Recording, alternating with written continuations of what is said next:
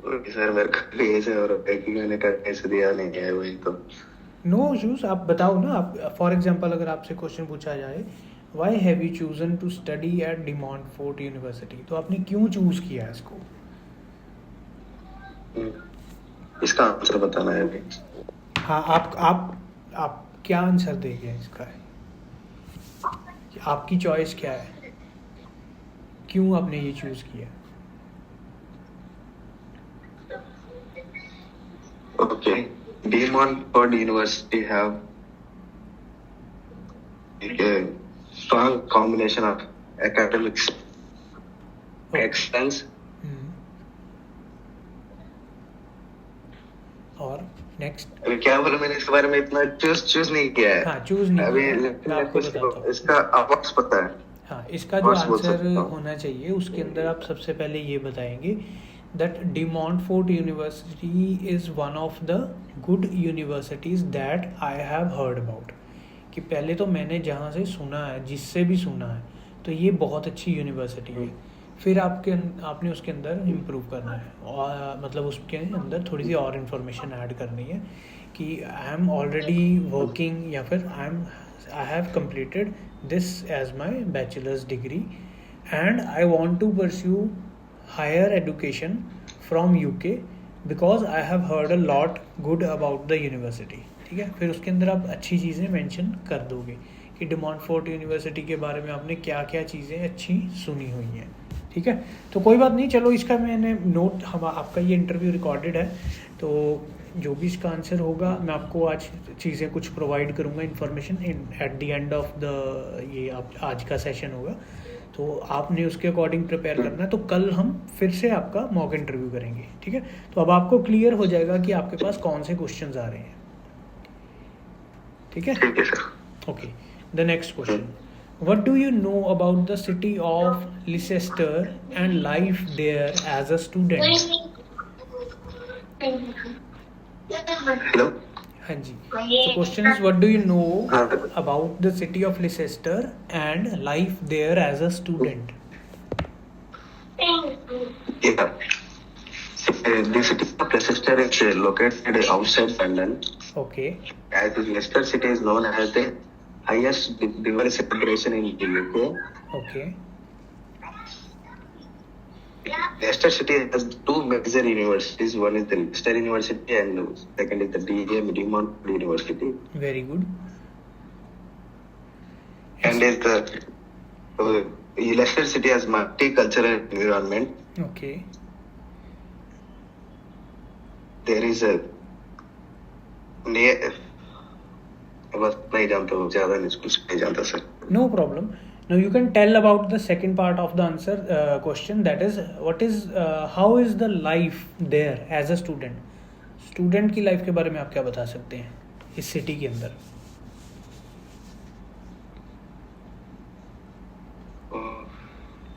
क्या बता सकते हैं?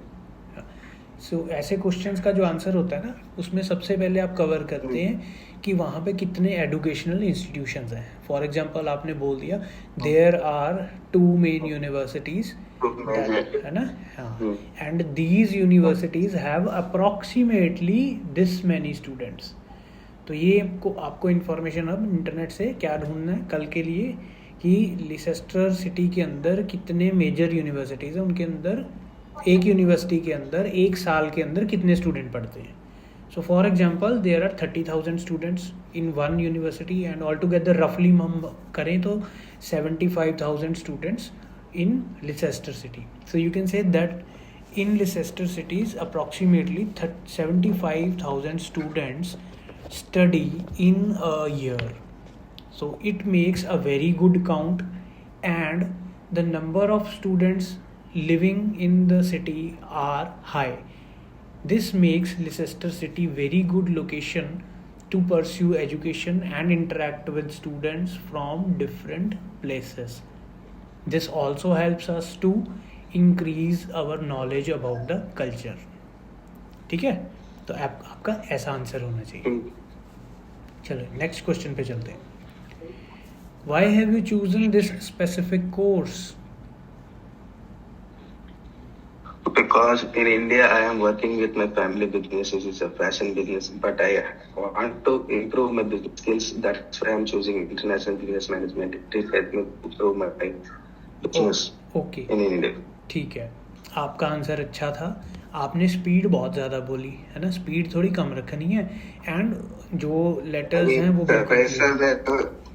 हाँ, ये एग्जाइटी होगी. This is very normal. When you speak you become very nervous. आप नर्वसनेस होती है, एंग्जाइटी होती है. इसी चीज़ को कंट्रोल करना है, इसी चीज़ को कंट्रोल करना है. आपने धीरे धीरे बोलना है कि in India I am studying this, I have studied this course, जो भी आपने बैचलर्स किया, and I am working with my family in their family business. I want to increase the family business to the next level, for which I have to work with international organizations. And as a result of all these situations, I have selected this course, that is International Business Management from De Montfort University in UK, to enhance my family business. ठीक है ना, तो ऐसे आपने इसका answer देना है. Okay, so main चीज़ क्या होगी आंसर में, दैट मेरा फैमिली बिजनेस है, it is working in India only, and I want to increase it to international level. तो ये 3 चीज़ें आपके आंसर के अंदर कवर होनी चाहिए. So that is the reason I have selected De Montfort University for international, for international business management, because for any of my friends, any of my seniors, any of my relative, they know someone who has completed their international business management from De Montfort University. हाँ, तो किसी relative ने वहाँ से किया, complete किया. तो this is very important. ठीक है, तो ये आपका आंसर होगा कि मैंने क्यों चूज़ किया ये स्पेसिफिक सिर्फ इंटरनेशनल बिजनेस मैनेजमेंट क्यों किया, क्योंकि मेरा ऑलरेडी जो फैमिली बिजनेस है वो लोकल है, एंड इसको इंटरनेशनल लेवल पे लेके जाना है. ठीक है, तो यस, अब इसको बिल्कुल आराम से प्रैक्टिस करना है कि I want to increase my family business, I want to expand my family business to international levels. मतलब धीरे बोलना है. हाँ, धीरे बोलना है, तेज बिल्कुल नहीं बोलना. जितना आराम से बोलोगे उतना बेटर. धीरे बोल दे तो इग्नोर नहीं करेंगे. हाँ, नो, कोई प्रॉब्लम नहीं, कोई इसमें कोई प्रॉब्लम नहीं है. You have to speak slow, धीरे धीरे बोलो, आराम से बोलो, एक एक वर्ड क्लियर बोलना है. सो क्लैरिटी और कॉन्फिडेंस इसी से पता लगेगा. ठीक है ना, फास्ट मत बोलो, आराम से बोलो, ध्यान से बोलो, बिल्कुल आराम से. उनको कुछ भी बोलने दो, वो ज़्यादा तेज भी बोलते हैं, धीरे भी बोलते हैं, बट आपका जो आंसर है वो धीरे बोलना चाहिए. देखो, धीरे जब बोलोगे ना, आपको फ़ायदा क्या होगा, आपको टाइम मिल जाता है सोचने का. आप अपने नेक्स्ट वर्ड्स क्या बोलने हैं वो आप चूज़ कर सकते हैं, आपको टाइम मिल जाएगा. यू विल अंडरस्टैंड कि जैसे मैं कुछ बोल रहा हूँ, that in India we are having local business, our revenue is very limited, and to expand this business we wish to reach international customers, and for that it becomes very important for us to have the knowledge. And being the only son in my family, being the person who is interested to expand the business, I wish to learn international business management from De Montfort University so that I can expand my business. तो ऐसे answer करो, आराम से, धीरे धीरे. ठीक है, okay.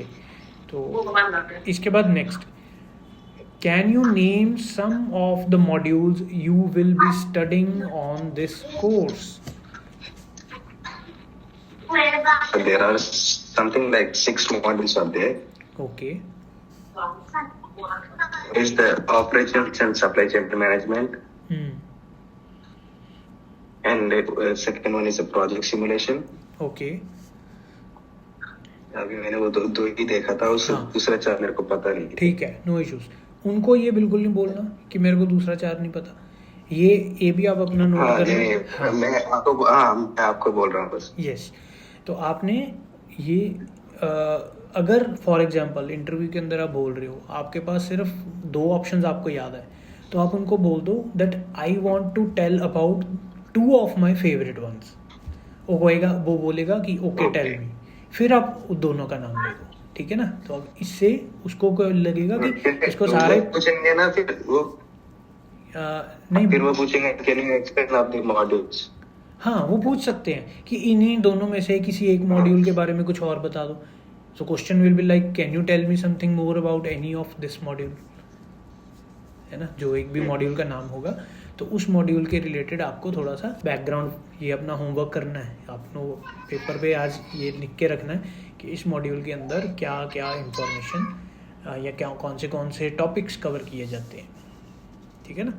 तो यहाँ से उनको पता लगेगा कि हाँ एग्जैक्टली ये स्टूडेंट मेहनत कर रहा है, ये इस चीज़ को स्टडी कर रहा है अच्छे, ठीक है, no problem, very good, you can do it, कर सकते हो आराम से। थोड़ा सा आपको थोड़ा मेहनत करने की ज़रूरत है, हो जाएगा, ठीक है। सो जितना आप मेहनत करोगे ना, जितना आपके पास इंफॉर्मेशन होगा तो आपके अंदर कॉन्फिडेंस भी बढ़ जाएगा, आप इजीली उसको बता पाओगे, ठीक।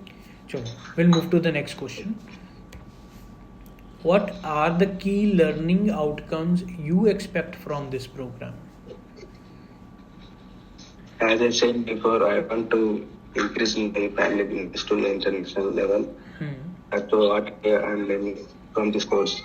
That's why I'm choosing this course. I'm expecting from this program I will increase my family business to international level. Okay. तो अब आपका ये जो आंसर है, ये आंसर आपने अपने अकॉर्डिंग बिल्कुल सही बताया, पर जो इंटरव्यूअर है ना उसके अकॉर्डिंग ये आंसर कंप्लीट नहीं है। क्यों नहीं कंप्लीट, अब मैं ये आपको बताता हूँ। जब आप वो पूछते हैं ना आपसे कि what are the key learning outcomes, so learning outcomes का मतलब ये नहीं होता, आपने जो चीज़ बताई है ना वो आपका गोल है, वो उसको गोल बोलते हैं, दैट इज़ द ऑब्जेक्टिव। वो ये है कि मैं अपने बिजनेस को बढ़िया कर सकूं, है ना। तो इस प्रोग्राम को करने के बाद आपको लर्निंग आउटकम्स क्या मिलेंगे। अब फॉर एग्जांपल इसका आंसर ये होगा that to have a very strong demand and supply chain is one of the major backbone of international business. तो ये मेरे को एक लर्निंग मिली कि जो सप्लाई चेन अगर मेरी स्ट्रॉन्ग हो जाएगी तो मेरा बिजनेस इंटरनेशनल लेवल पे चलने के लिए बहुत स्ट्रॉन्ग हो जाएगा। सो ये लर्निंग आउटकम मिली, है ना। ऐसे करके आपको कुछ लर्निंग आउटकम्स मिलेंगी, 10-12 लर्निंग आउटकम्स मिल गई, एंड उन लर्निंग आउटकम्स से क्या होगा, वो हेल्प करेंगे कि आपका जो बिजनेस गोल है, यानी कि मैं अपना इंटरनेशनल लेवल पे बिजनेस कर सकूं, उसको हेल्प कंप्लीट करने में, ठीक है ना। तो यहाँ पे आपने अपना गोल नहीं बताना। So there is a difference between both. Goal अलग चीज़ होती है, लर्निंग आउटकम अलग चीज़ होती है, ठीक है जी। चलो अब हम नेक्स्ट क्वेश्चन पे मूव करते हैं। अब इसका हाँ जी पूछो। हाँ नहीं नेटवर्क कट गया था। अच्छा नो प्रॉब्लम। तो अभी आप अपने पास एक पेपर एंड पेन रखो, उस पर ये लिख लो कि to check LO, L capital L means learning, O से मतलब आउटकम। तो आप जब आपने इंटरनेशनल बिजनेस मैनेजमेंट का कोर्स ओपन करेंगे वेबसाइट पे डिमांडफोर्ड की, लर्निंग आउटकम है ना, हाँ, तो उसकी वेबसाइट के ऊपर ना लर्निंग आउटकम्स पड़े होते हैं, ठीक है ना। मैं आपको थोड़े से बता देता हूँ।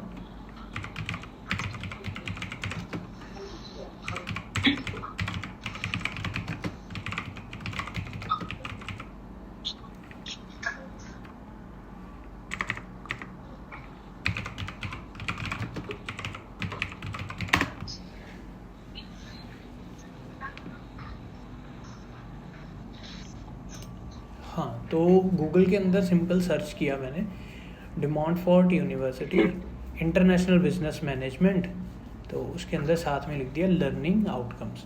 तो आपको ये लेके जाता है उस कोर्स के ऊपर जहाँ पे इसकी डिटेल्स हैं, और वहाँ पे कोर्सेज के अंदर चले जाओ। कोर्सेज के अंदर आप जो भी कोर्स सिलेक्ट करोगे इसका, फॉर एग्जांपल मैंने पोस्ट ग्रेजुएट के अंदर गया, इंटरनेशनल बिजनेस मैनेजमेंट यहाँ पे हम करेंगे बिजनेस। बिजनेस मैनेजमेंट ओपन कर लिया, यहाँ पे इंटरनेशनल बिजनेस मैनेजमेंट एमएससी यहाँ पे मेरे को मिल गया। ठीक है, अब इसके अंदर वेबसाइट के अंदर नीचे स्ट्रक्चर असेसमेंट भी दिया हुआ है, फीस का भी आइडिया दिया हुआ है, प्रोग्राम कोड भी दिया हुआ है। जैसे आपका प्रोग्राम कोड है अभी सितंबर इनटेक के लिए N12079। ठीक है, तो ये आपको N12079। हाँ, तो ऐसे आपके फीस और फंडिंग जैसे 10,700 फीस है यूके स्टूडेंट्स के लिए और इंटरनेशनल के लिए अलग होगी। ठीक है, तो इसके बाद आपके पास नीचे डिटेल्स एक ऑप्शन आती है स्ट्रक्चर, और उसके बाद यहाँ पे एक ऑप्शन है डिटेल्ड मॉड्यूल। ये ऑप्शन का नेम है, मैं आपको इसका लिंक ही भेज दूंगा। ठीक है ना, आपके लिए इजी हो जाएगा। तो डिटेल्ड इसमें सारा मॉड्यूल का डिटेल्स है। तो इसके अंदर ब्लॉक वाइज इंफॉर्मेशन दी हुई है, जैसे कि ब्लॉक 1 के अंदर international business strategy. So this module explores 2 critical questions in management today. तो कौन सा क्वेश्चन है, why and how do firms go international. तो पहला क्वेश्चन क्या है कि कोई भी फर्म बनी हुई है, कोई भी कंपनी बनी हुई है, वो इंटरनेशनल लेवल पे कैसे जाती है। Second is what determines the success and failure of the firm in today's international business environment. कि आज का जो बिजनेस एनवायरनमेंट है इंटरनेशनल लेवल पे, जो बिजनेस करने के लिए जो माहौल अवेलेबल है, उसके अंदर सक्सेस क्या होता है, फेलियर क्या होता है। तो ये चीज़ें आपको वहाँ पे एक्सप्लेन करनी है। हाँ, ये आपके जो सभी के सभी लर्निंग ऑब्जेक्टिव्स वैसे यहाँ पे ना मेंशन किया होता है, कई बार LO के नाम से ही दिया जाता है। मैं वही देख रहा हूँ, जब आप मेरे को मिला ना वो मैं आपको लिंक ज़रूर सेंड करूँगा। बट इसके अंदर आपको और इन्फॉर्मेशन मिल रही है ना, innovation and technology management, operation. इतने सारे क्वेश्चंस पूछेंगे? इतने सारे क्वेश्चंस नहीं पूछेंगे, वो आपको इनमें से कोई भी एक क्वेश्चन पूछ सकते हैं। तो आपको तैयारी करनी पड़ेगी, है ना। ये आपको तैयारी करनी पड़ेगी। अब जैसे फॉर एग्जांपल उन्होंने बोल दिया आपको कि किसी भी एक मॉड्यूल के बारे में मेरे को बताओ, तो आपने एक सब्जेक्ट देखा, उसके अंदर मॉड्यूल देखा, उसके अंदर ये ब्लॉक 3 में लिया हुआ है critical management and organisation studies. तो आप इसको अच्छे से डिफाइन कर सकते हैं। ठीक है ना। हाँ सर, अभी मेरे को एक डाउट है, अभी उधर 6 ब्लॉक है ना? हाँ, मॉड्यूल्स पे। हाँ, एक मिनट में चेक कर लूँ। हाँ, ऑल टुगेदर 6 मॉड्यूल्स है। बिल्कुल। अभी उधर से ना अभी 3 या 4 मॉड्यूल्स में ना हम चूज कर सकते हैं। हाँ, उसमें ऑप्शन दिया हुआ है। एग्जैक्टली ऑप्शन है, जैसे अभी मैं इसको आंसर कैसे करूँ? तो आप कोई भी एक चूज करके उसका आंसर दे दो। पहले ही आप खुद से चूज कर लो ना। जैसे ब्लॉक 2 में बोला हुआ है 1 ऑफ द बिलो, मतलब 2 वहाँ पे मेंशन कर दिए। एक तो है इनोवेशन एंड टेक्नोलॉजी मैनेजमेंट, दूसरे में है operations and supply chain management. तो इनमें से अभी मैं आंसर कैसे बोलूं? अभी मैं आंसर कैसे बोलूं? There are 6 modules in this course, कैसे बोलूं? हाँ, आप बता सकते हो कि there are 6 modules in this course and my favourite module is this and this. कोई भी 2 उठा लो जो आपको पसंद है। वो आपको, अगर फॉर एग्जांपल उन्होंने बोला कि ब्लॉक 2 के अंदर एक मॉड्यूल है, या वो आपको ब्लॉक 2 भी नहीं बताएंगे, वो आपको बोलेंगे tell me about all the modules. तो आपने 6 मॉड्यूल्स के पहले नाम याद हो तो बहुत ही अच्छा है, एक कॉपी पे लिख लो सभी मॉड्यूल्स के नाम। अब जैसे ब्लॉक 2 के अंदर 2 मॉड्यूल है, उसमें से एक चूज करना है, तो आप एक नाम कोई भी सिलेक्ट कर लो और पहले ही उसको बता दोगे कि मेरे पास ये मेरा मॉड्यूल सिलेक्टेड है, कि ब्लॉक 2 के अंदर मेरे को ये वाला मॉड्यूल करना है।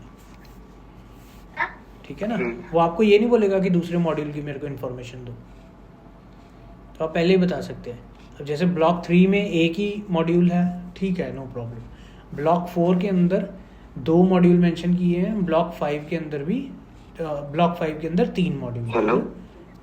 हाँ, सो ब्लॉक 5 के अंदर क्या है, डिसर्टेशन भी है, कंसल्टिंग प्रोजेक्ट भी है आपके पास, एंड बिजनेस प्रोजेक्ट सिमुलेटर। 3 चीज़ें हैं, तीनों में से आप कोई भी एक सिलेक्ट कर सकते हैं।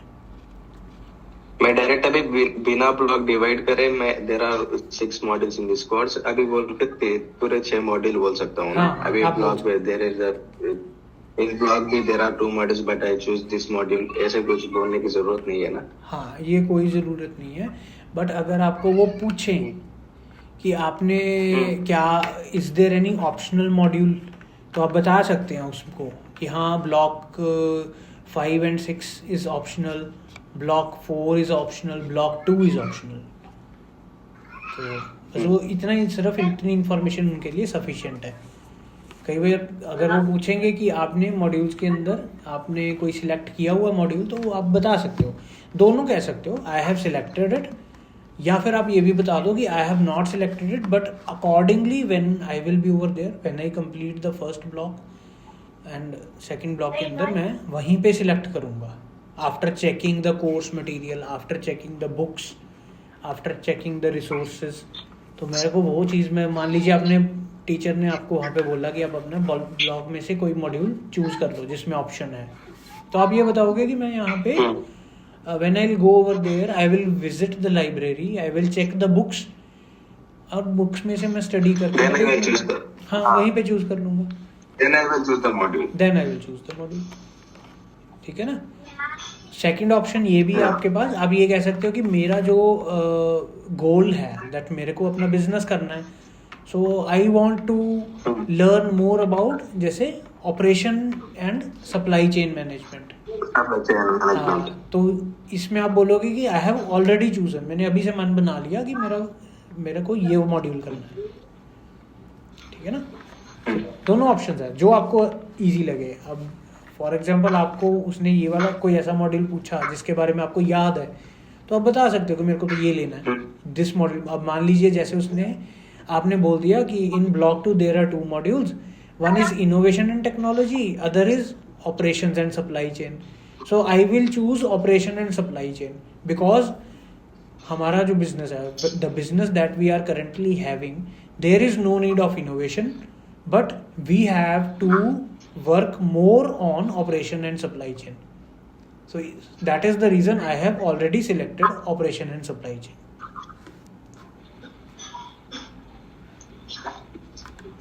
ठीक है ना. तो इससे क्लैरिटी शो होती है कि आपने पहले से ही मन बना रखा है, आपने कुछ मॉड्यूल्स के बारे में इंफॉर्मेशन पहले ही फिक्स कर रखी है कि मेरे को ये करने, मेरे बिजनेस के अकॉर्डिंग ये बेस्ट है. ठीक है. अब नेक्स्ट क्वेश्चन देखते हैं. What are the key learning outcomes. अच्छा ये हो गया था हमारा.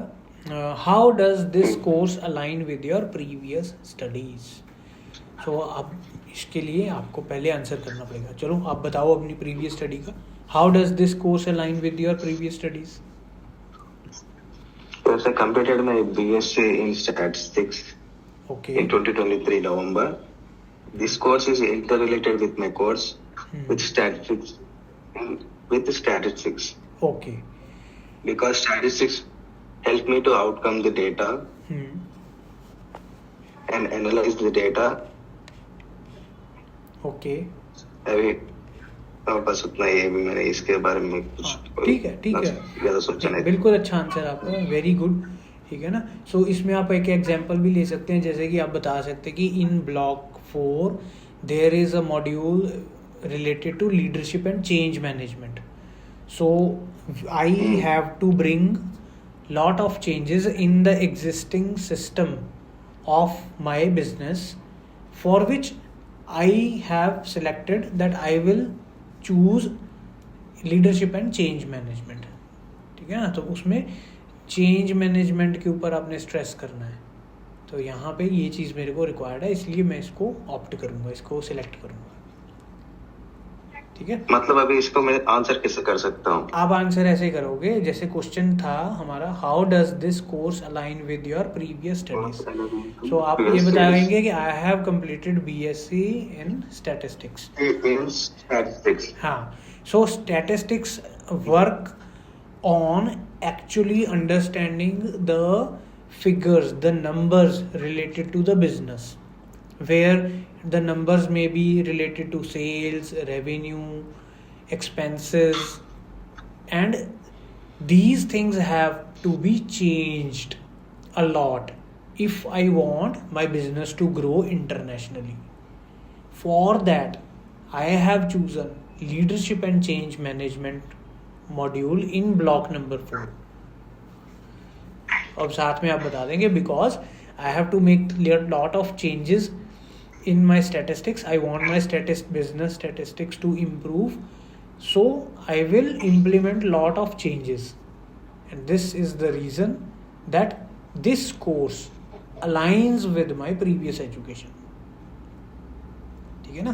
तो पहले वाली एजुकेशन में मैंने स्टैटिस्टिक्स के बारे में पढ़ा हुआ है, वो स्टैटिस्टिक्स मैंने अपने बिजनेस के ऊपर लगाए, तो वहाँ पे मेरे को पता लगा कि मेरे बिजनेस के अंदर काफ़ी नंबर्स अप एंड डाउन हैं, वो चेंज करने की ज़रूरत है, एंड उनको चेंज करने के लिए मेरे को चेंज मैनेजमेंट स्ट्रेटजी पढ़नी पड़ेगी. तो change management strategy De Montfort university के इंटरनेशनल बिजनेस मैनेजमेंट के ब्लॉक 4 में यहाँ पे मेरे को इस कोर्स के अंदर मिल रहा है. सो यहाँ से मेरा रिलेशन हो गया that I should learn about change management, और चेंज मैनेजमेंट का आपके इस कोर्स के अंदर अवेलेबल है, तो ये रिलेट हो गया मेरा. ठीक है, तो इस तरीके से आप इसको अलाइन कर देंगे दोनों चीज़ों में से. पहले देखो 3 चीज़ें होगी, इधर से तो बताना है कि मैंने पहले क्या पढ़ा हुआ है, फिर नंबर 2 पे उस पढ़ाई को मेरे बिजनेस के ऊपर मैंने लगाया, तो मेरे को पता लगा कि मेरे बिजनेस का यहाँ से थोड़ी दिक्कत है, एंड इसको बेटर करने के लिए जो मेरे को सीखना है वो अभी मेरा इंटरनेशनल बिजनेस मैनेजमेंट के कोर्स के अंदर है. तो वहाँ से ये चीज़ मैं स्टडी करूँगा और फाइनली इसको मैं सुधार लूँगा, बेटर कर लूँगा, इम्प्लीमेंट कर लूँगा, और मेरा करंट बिजनेस में इम्प्रूवमेंट हो जाएगा. मैं अपने बिजनेस को इंटरनेशनल लेवल पे ले जाऊँगा. ठीक है ना? सो इसमें और भी बहुत ऑप्शंस हैं, जैसे एक मॉड्यूल है यहाँ पे business ethics, corporate sustainability and business ethics. तो आप ये बोल सकते हैं कि due to changing rules and regulations of the government, the corporates have to work extra to sustain in the market. तो इसीलिए मेरे को कॉर्पोरेट सस्टेनेबिलिटी का मॉड्यूल भी समझना है, सो that I want my business कि मेरा बिजनेस इतने अच्छे से उसको मैं बैलेंस कर लूँ, इतने अच्छे से उसको प्लान करूँ, इतने अच्छे तरीके से एथिक्स के साथ रन करूँ कि जो मेरा कॉर्पोरेट सस्टेनेबिलिटी है वो आसान हो जाए. मैं आराम से मेरा बिजनेस को कॉर्पोरेट के अंदर रन कर सकूँगा. ठीक है ना? तो आपको सभी अपने मॉड्यूल्स को डिटेल से जो इसके अंदर इंफॉर्मेशन दी है उसको समझना है, और हर पॉइंट को रिलेट करना है अपने बिजनेस के साथ. आप कैसे रिलेट करोगे? ठीक है? हाँ सर. हाँ, नेक्स्ट क्वेश्चन हम देखते हैं. What about DMU's facilities? ये जनरल क्वेश्चन है कि डे मॉन्टफोर्ट यूनिवर्सिटी के अंदर कौन सी फैसिलिटीज हैं. जैसे आप बता सकते हैं यहाँ पे इंडियन फूड मिलता है, सच एज लाइब्रेरीज. हाँ, लाइब्रेरी तो है, बोल सकते हैं. हाँ, libraries, labs and research. Yes, तो उसके बारे में आप बता सकते हैं. साथ ही साथ ये भी आप बता सकते हैं कि यहाँ पे फूड भी मिल रहा है, इंडियन फूड मिल रहा है भाई, कस्टमाइज्ड मिल रहा है ना. तो ये चीज़ें एक्स्ट्रा फैसिलिटीज़ हैं, तो ये फैसिलिटीज़ भी आप इंक्लूड कर सकते हैं. लैब्स के अंदर कौन सी लैब्स हैं, आपके कोर्स के अंदर रिलेटेड कौन सी लैब्स आपके लिए काम करेंगी, आपने वही वाली बतानी है. ठीक है? अगर लैब नहीं काम करती, फॉर एग्जांपल किसी बच्चे का टेक्नोलॉजी वाला कोर्स है, तो computer system and cyber security का है, तो उसके लिए लैब्स ज़्यादा इम्पॉर्टेंट है. आपके वाले केस में लाइब्रेरी बहुत इंपॉर्टेंट है, रिसोर्सेज बहुत इंपॉर्टेंट है. अब फॉर एग्जांपल आप उसको बता सकते हो कि डे मॉन्टफोर्ट यूनिवर्सिटी के पास कौन से जर्नल की सब्सक्रिप्शन है. जैसे स्प्रिंगर जर्नल है, स्प्रिंगर जर्नल की सब्सक्रिप्शन है डे मॉन्टफोर्ट के पास. तो this is important resource for me. अब वो पूछेगा आपसे how does this excites you, है ना? तो क्वेश्चन में लिखा हो ना how does this excite you, तो आपको ये कैसे एक्साइट करता है, तो आप ये बोलोगे कि दैट दोज रिसर्च जर्नल्स, जो स्प्रिंगर जर्नल है, तो वहाँ से मेरे को लेटेस्ट इन्फॉर्मेशन मिलेगी बिजनेसेस के बारे में, कि कैसे किस बिजनेस ने क्या किया, किसने कैसे अपना बिजनेस बढ़ाया, कौन सी कंपनी ने, बड़ी कंपनी ने क्या स्ट्रेटजी अपनाई, अब वो कोई कंपनी क्या कर रही है, ये सारी चीज़ें का मेरे को यहाँ से पता लग जाएंगी। और यहाँ पे जो इन्फॉर्मेशन होती है वो बहुत ज़्यादा पीयर रिव्यूड भी होती है एंड स्ट्रॉन्ग भी होती है। फॉर एग्जांपल अब आपको क्वेश्चन भी ये भी पूछ लेगा ना कि मान लीजिए वेबसाइट के ऊपर आपको मिल जाएगी, बट वाई दिस, तो आप बोलोगे कि वेबसाइट की जो इन्फॉर्मेशन है वो रिलायबल नहीं होती। पर जो एक जर्नल के अंदर इन्फॉर्मेशन आती है वो बिल्कुल सॉलिड कंक्रीट इन्फॉर्मेशन होती है, latest as well as strong information, उसको कोई चेंज नहीं कर सकता, वो नकली नहीं हो सकती, फेक नहीं हो सकती, वो बिल्कुल सही इन्फॉर्मेशन होती है।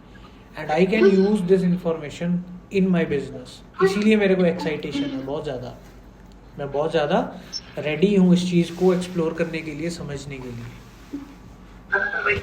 अभी इसका इतना लार्ज आंसर बताने से अच्छा छोटा आंसर भी बता सकते हैं ना। देखो मैं आपको इसलिए लार्ज में बता रहा हूँ कि अगर आपको मैंने 10 बातें बताई, आप में से आपको उनमें से 2 भी याद रह गई तो आपका आंसर कंप्लीट हो जाएगा, ठीक है। मैं वही पूछ रहा हूँ। हाँ, आप शॉर्ट में भी बता सकते हैं। हाँ वही पूछ रहा हूँ मैं। Yes, your answer should be in 2 to 3 sentences, ये हमेशा याद रखना, गोल्डन रूल है। 2 या 3 सेंटेंस हाँ सर, और एक डाउट ये सर, एक डाउट है, अभी इंटरव्यू में ना ऐसे अभी एआई लेगा इंटरव्यू।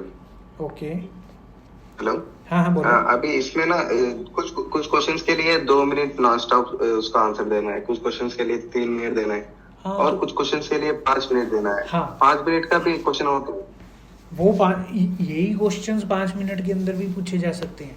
अब फॉर एग्जांपल जैसे यही क्वेश्चन है स्क्रीन पे, व्हाट अबाउट डीएमयूज फैसिलिटीज़, तो आपको वेबसाइट के ऊपर 15 से 20 फैसिलिटीज़ मिलेंगी। 15 से 20 फैसिलिटीज़ के ऊपर अगर आप एक फैसिलिटी के ऊपर भी 2 मिनट मतलब 4 सेंटेंस या 2 सेंटेंस भी बोलोगे ना, तो 15 के 30 सेंटेंसेस बन गए। तो 30 सेंटेंसेस को आप बड़े आराम से 5 मिनट के अंदर कवर कर सकते हैं, ठीक है ना। तो आपने क्या करना है, होमवर्क में पेपर पे लिख लो कि जो फैसिलिटीज़, कीवर्ड लिख लो फैसिलिटीज़।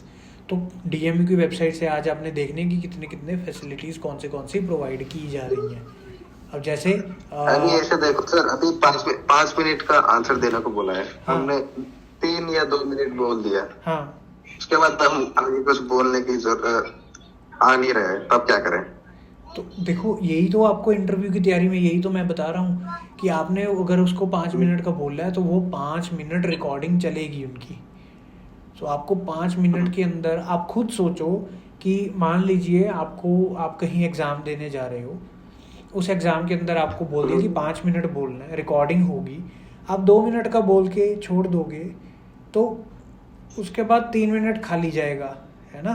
मतलब 60% आपने खाली छोड़ दिया, 40% भर दिया, और उस 40% में मान लो 5-10% खराब हो गया तो वो 30% ही रह गया। 30% से तो नहीं पास होगे ना। तो आपको प्लान करना पड़ेगा कि मेरे को 5 मिनट बोलना है, तो 5 मिनट के अंदर मैं कौन से टॉपिक बोलूँगा, यही आपकी इंटरव्यू की तैयारी है।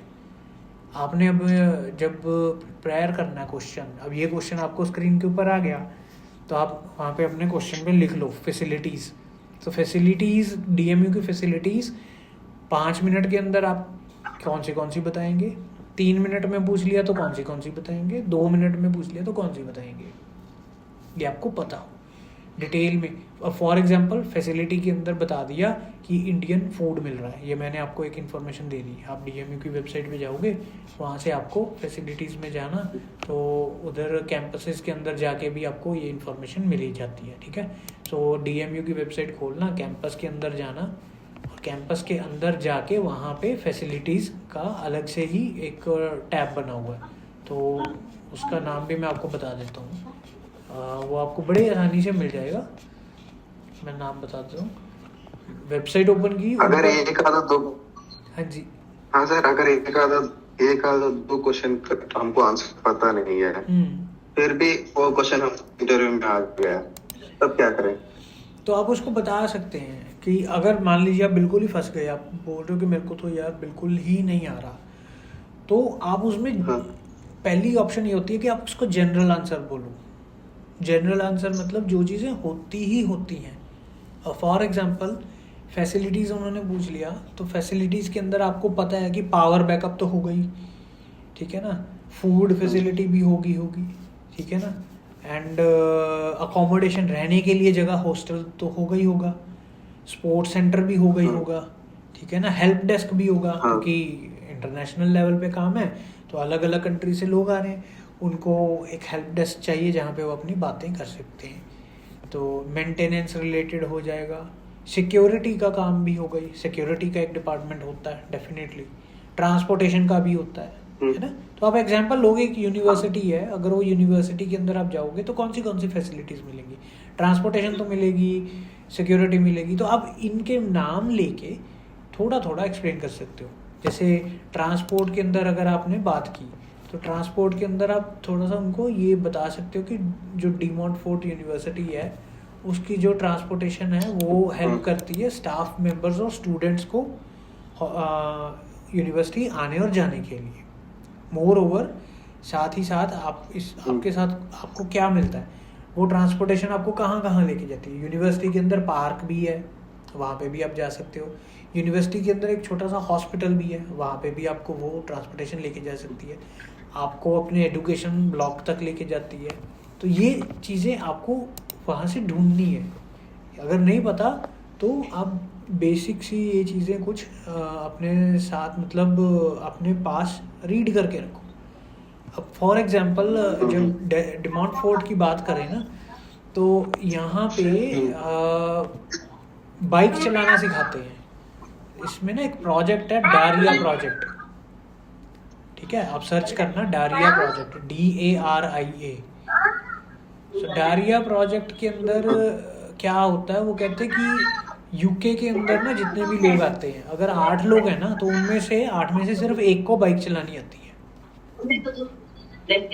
ठीक है, तो बाकी लोगों को बाइक ही नहीं चलानी आती। और ये डारिया प्रोजेक्ट के अंदर क्या था, यहाँ पे इनके बहुत देर पहले एक स्टूडेंट था, डारिया, वो शायद जर्मनी से था उसका बैकग्राउंड। तो उस स्टूडेंट ने ये प्रोजेक्ट लॉन्च किया कि भाई जो स्टूडेंट यहाँ पे आ रहे हैं उनको फ्री टाइम के अंदर हम प्रैक्टिस करवाएंगे बाइक चलाने की, ताकि वो कहीं आ जा सके आराम से।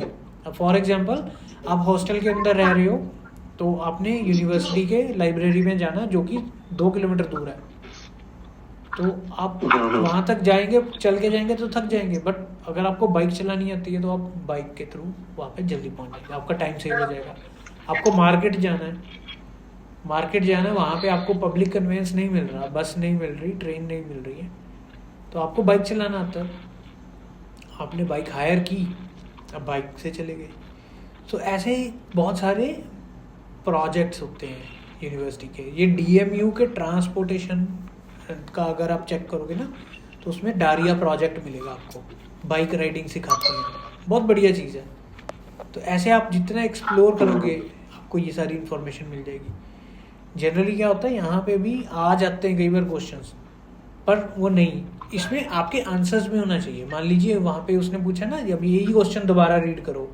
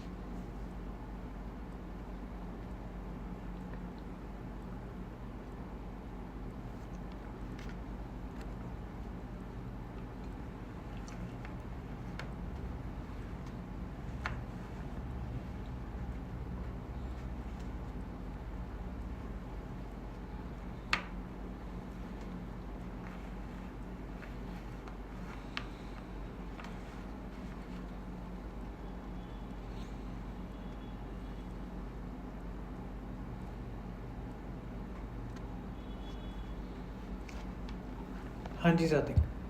तो जैसे ही हमारा ये क्वेश्चन था, अगर हम इसको दोबारा रीड करें ना, तो देखो, what about DMU's facilities. Such as library, lab और रिसोर्सेज। तो इंटरव्यूअर ने आपको जनरल चीज़ें पूछनी है, जैसे library, lab, resources, what excites you most. तो आप इसमें आंसर उसको दोगे, जैसे आप बोलेंगे फॉर, उसमें आप रिप्लाई करोगे for example there is one project named Daria project, that project helps staff members as well as students to learn how to ride a bike, how to ride a bike, है ना। तो ये चीज़ जब वो हाँ। ऐसा answer आपके through सुनेगा ना, तो मतलब खुश हो जाते हैं वो, उनको ये पता लग जाता है कि भाई हाँ ये स्टूडेंट है ना भाई, इसको इतनी नॉलेज है, इसको डारिया प्रोजेक्ट भी पता है, ठीक है ना। तो अगर आप ये बोलोगे labs are very good, library is good, we can get books, तो ये तो जनरल बात होगी। आपका इंटरव्यू सक्सेस कब होगा, कैसे होगा, वो तब होगा जब आप ऐसी बातें बताएंगे।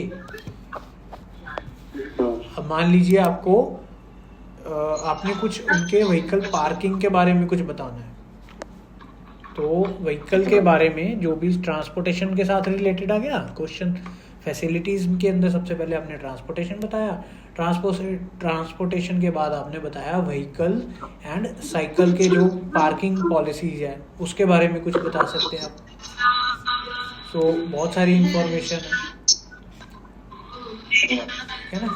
तो आपको मैं थोड़ी सी इंफॉर्मेशन शेयर कर देता हूँ। अब सारे क्वेश्चन के आंसर आप मेरे को व्हाट्सएप कर देंगे ना। देखो इनके ये जो आपके पास अभी ये हमारा सेशन है, इसका ऑडियो रिकॉर्ड हो रहा है, मैं आपको वो ऑडियो भेजूंगा, ठीक है। आपको साथ ही साथ में थोड़ी थोड़ी इन्फॉर्मेशन मैं सेंड कर दूंगा। अब जैसे कि ये आपके पास है साइकिलिंग के लिए, वो मैं आपको अभी एक फाइल अभी शेयर कर देता हूँ, ठीक है ना। तो कुछ चीज़ें तो हैं पॉसिबल, ऑलरेडी मैं आपको शेयर कर पाऊँगा, कुछ चीज़ों में अब तक थोड़ा टाइम लग जाता है।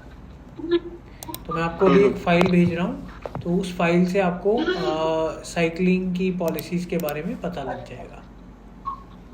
हाँ सर, मेरे को ये है ना किसी भी हालत में ना क्लियर हो जाए। डेफिनेटली देखो, हमारा जो इंटरव्यू के दौरान ये रहता है कि इसमें जब आपने जो भी हमसे तैयारी करनी है, हमने आपको गाइडलाइन देनी है। जब आपको गाइडलाइन हमने दे दी, उसके बाद उसके ऊपर मेहनत जो करनी होती है वो आपने करनी होती है। हम उसकी आपको हेल्प कर देंगे जितनी हो सकती है। जैसे कोई डॉक्यूमेंट है वो आपको शेयर कर दिया, पर उसको रीड करके इन्फॉर्मेशन आपको खुद निकालनी पड़ेगी, ठीक है ना। तो अब मैं आपको एक व्हीकल पार्किंग और साइकिल पॉलिसी की एक फ़ाइल शेयर कर रहा हूँ। ये लेटेस्ट फाइल है। फॉर एग्जांपल इस फाइल के अंदर ना मेंशन किया होता है कि ईयर वो होता है, कई बार पुराना होता है, तो उसका ये मतलब नहीं है कि ये पुरानी फाइल है, मीन्स उसके बाद कोई अभी अपडेट्स नहीं आए तो ये पुरानी वाली ही एप्लीकेबल है। और मोर ओवर क्या होता है, जिस वर्जन में आपके आंसर्स मिल जाते हैं तो वो हम आपको शेयर करते हैं। अब आपको मैंने एस्टेट एंड फैसिलिटीज़ डायरेक्टरेट के अंदर से एक पॉलिसी लेके दे दी, vehicle parking and cycle policy. WhatsApp के पे आपके पास आ गया, वो ओपन कर लो उसको।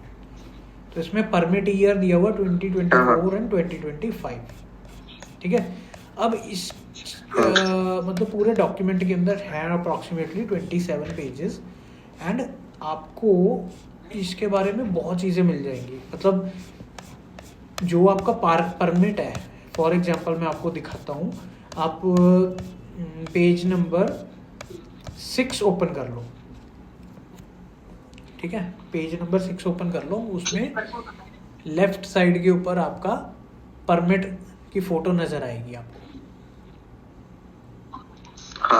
ठीक है। ये दिख रहा है ना, डी मॉन्टफोर्ट यूनिवर्सिटी नंबर 1 पे XXX पार्किंग परमिट।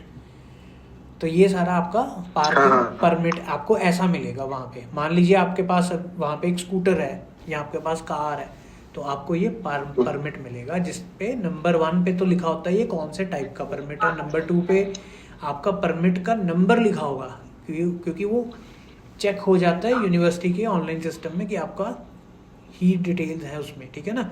सो 4 नंबर पे जहाँ लिखा हुआ है वहाँ पे डिस्क्रिप्शन होती है, आप कौन से व्हीकल चला सकते हो। 6 नंबर पे वहाँ पे लिखा हुआ है एक्सपायर्स, डेट लिखी होती है कि किस डेट तक ये व्हीकल का परमिट आपको इशू किया गया है, जब आपका परमिट एक्सपायर होता है आपको दोबारा से नया परमिट लेना पड़ता है, ठीक है। तो ये सभी परमिट्स के अकॉर्डिंग ही आपके वहाँ पे व्हीकल चलते हैं। तो फॉर एग्जांपल जैसे गाड़ियों के लिए पार्किंग करने के लिए कितनी जगहें हैं, है ना, बहुत सारी जगहें होती है यहाँ पे। चैंट्री बिल्डिंग है, अलग अलग गेटवे हाउस है, हेरिटेज हाउस है। तो कहीं कहीं पे इलेक्ट्रिक चार्ज पॉइंट्स हैं, क्योंकि आजकल इलेक्ट्रिक व्हीकल हो गई, इलेक्ट्रिक बाइक्स होती हैं वहाँ पे यूज़ करने के लिए, ठीक है ना।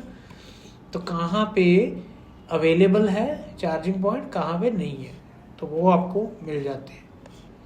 फिर उसके बाद आपके पास कुछ ऐसी चीज़ें भी होती हैं कि आप एलिजिबल हो, आपने फीस सबमिट की हुई है, कब तक सबमिट की हुई है, वो सारी इसके अंदर आपको इंफॉर्मेशन मिल जाएगी, ठीक है।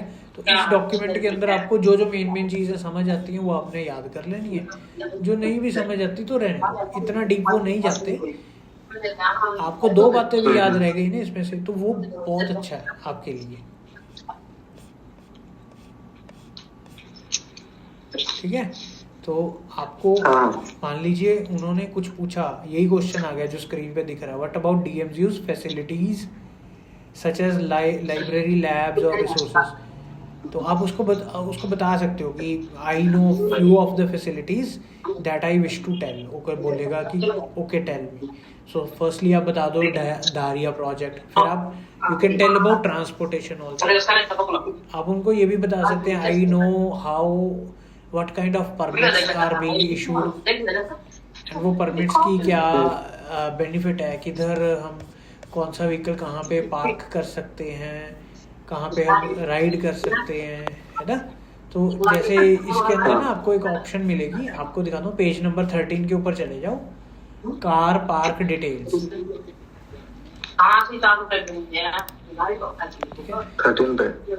13 page number 13 car park details, ठीक है। तो उसके अंदर एक वेबसाइट का लिंक दिया हुआ, चूज हाउ यू मूव, ठीक है ना। तो अब इसके अंदर आपको इस वेबसाइट के ऊपर अगर आप जाओगे तो आपको सारी इंफॉर्मेशन मिल जाएगी, साइकिलिंग के रिलेटेड, पब्लिक ट्रांसपोर्ट के रिलेटेड, ठीक है ना। पब्लिक ट्रांसपोर्ट में जाओगे तो आपको इसके अंदर बसेस की इंफॉर्मेशन मिल जाएगी, बसेस कौन से रूट से जा रही हैं, उनके बस रूट के टाइम टेबल्स कौन से हैं, ठीक है ना, बस के फेयर कौन से है, टिकट कौन सी है, कितनी प्राइस है।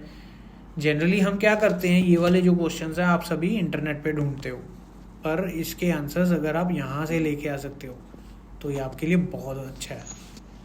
मैं आपको एक एग्जांपल भेज देता हूँ फ़ोटो क्लिक करके, तो आपने ये वाली इंफॉर्मेशन आपने यूज़ करनी है।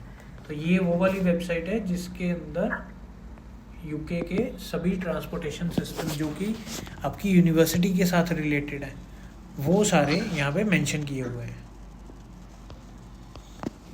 ठीक है ना। तो यहाँ पे इमेज के अंदर आप देख सकते हो जो पब्लिक ट्रांसपोर्ट है उसकी ऑप्शंस और डिटेल्स यहाँ पे मेंशन की हुई है।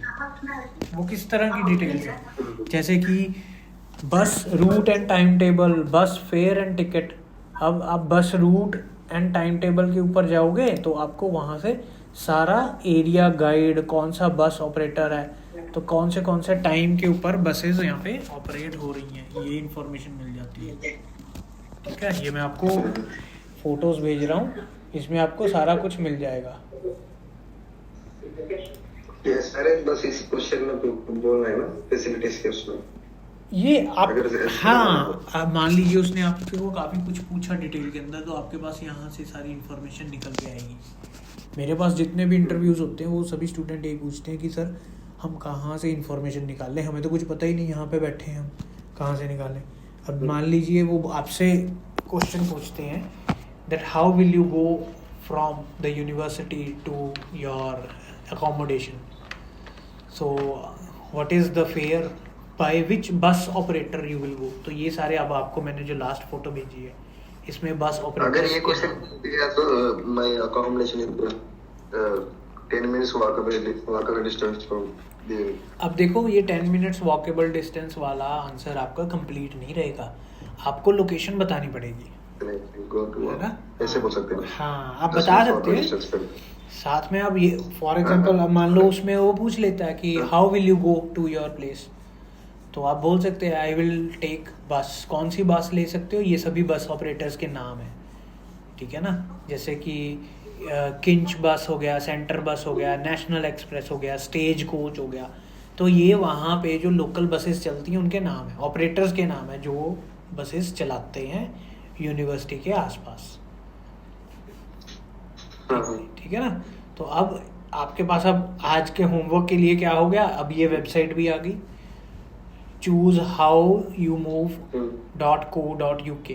तो इस वेबसाइट को भी थोड़ा सा रीड करो, थोड़ा सा देखो, है ना।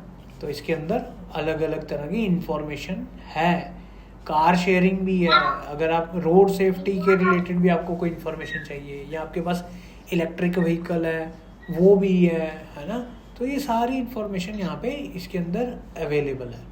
तो इस वेबसाइट के अंदर आपने वो इन्फॉर्मेशन निकाल लेनी है जो आपके काम आएगी, जो आपकी यूनिवर्सिटी के साथ रिलेटेड है, ठीक है ना। सारी की सारी नहीं पढ़नी, फटाफट से सिर्फ वही इन्फॉर्मेशन निकाल लेनी है।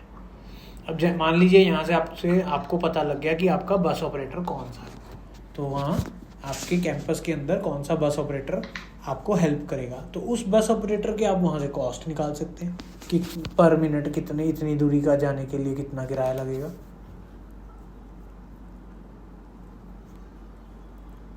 ठीक है जी। तो ये यहाँ ये सारी इंफॉर्मेशन आपको यहाँ से पता लग जाएगी। तो ये इंफॉर्मेशन है। अब फॉर एग्जांपल कई बार वो रैंडमली पूछ लेते हैं कि आपका अगर कोई किसी और यूनिवर्सिटी, मान लीजिए आप यहाँ पे हो डिमॉन्ट फोर्ट में हो, आप किसी और यूनिवर्सिटी के अंदर जो पास में या कोई एजुकेशनल इंस्टीट्यूशन आप वहाँ विजिट करना चाहते हैं, तो आप कैसे जाओगे। तो आप बता सकते हो कि मेरे पास एक वेबसाइट है, जो वेबसाइट का नाम है arrivabus.co.uk। तो वो ये ऑपरेटर की वेबसाइट है, वहाँ से मैं अपना लोकेशन डाल दूंगा कि मैं यहाँ से वहाँ जा रहा हूँ और इस डेट को जा रहा हूँ, तो वहाँ पे मेरे को पॉसिबल सारे रूट दिखा देगा, ठीक है ना। तो ये भी आपको मैं एक इमेज शेयर कर देता हूँ, ये आपके लिए इजी हो जाएगा, ठीक है ना।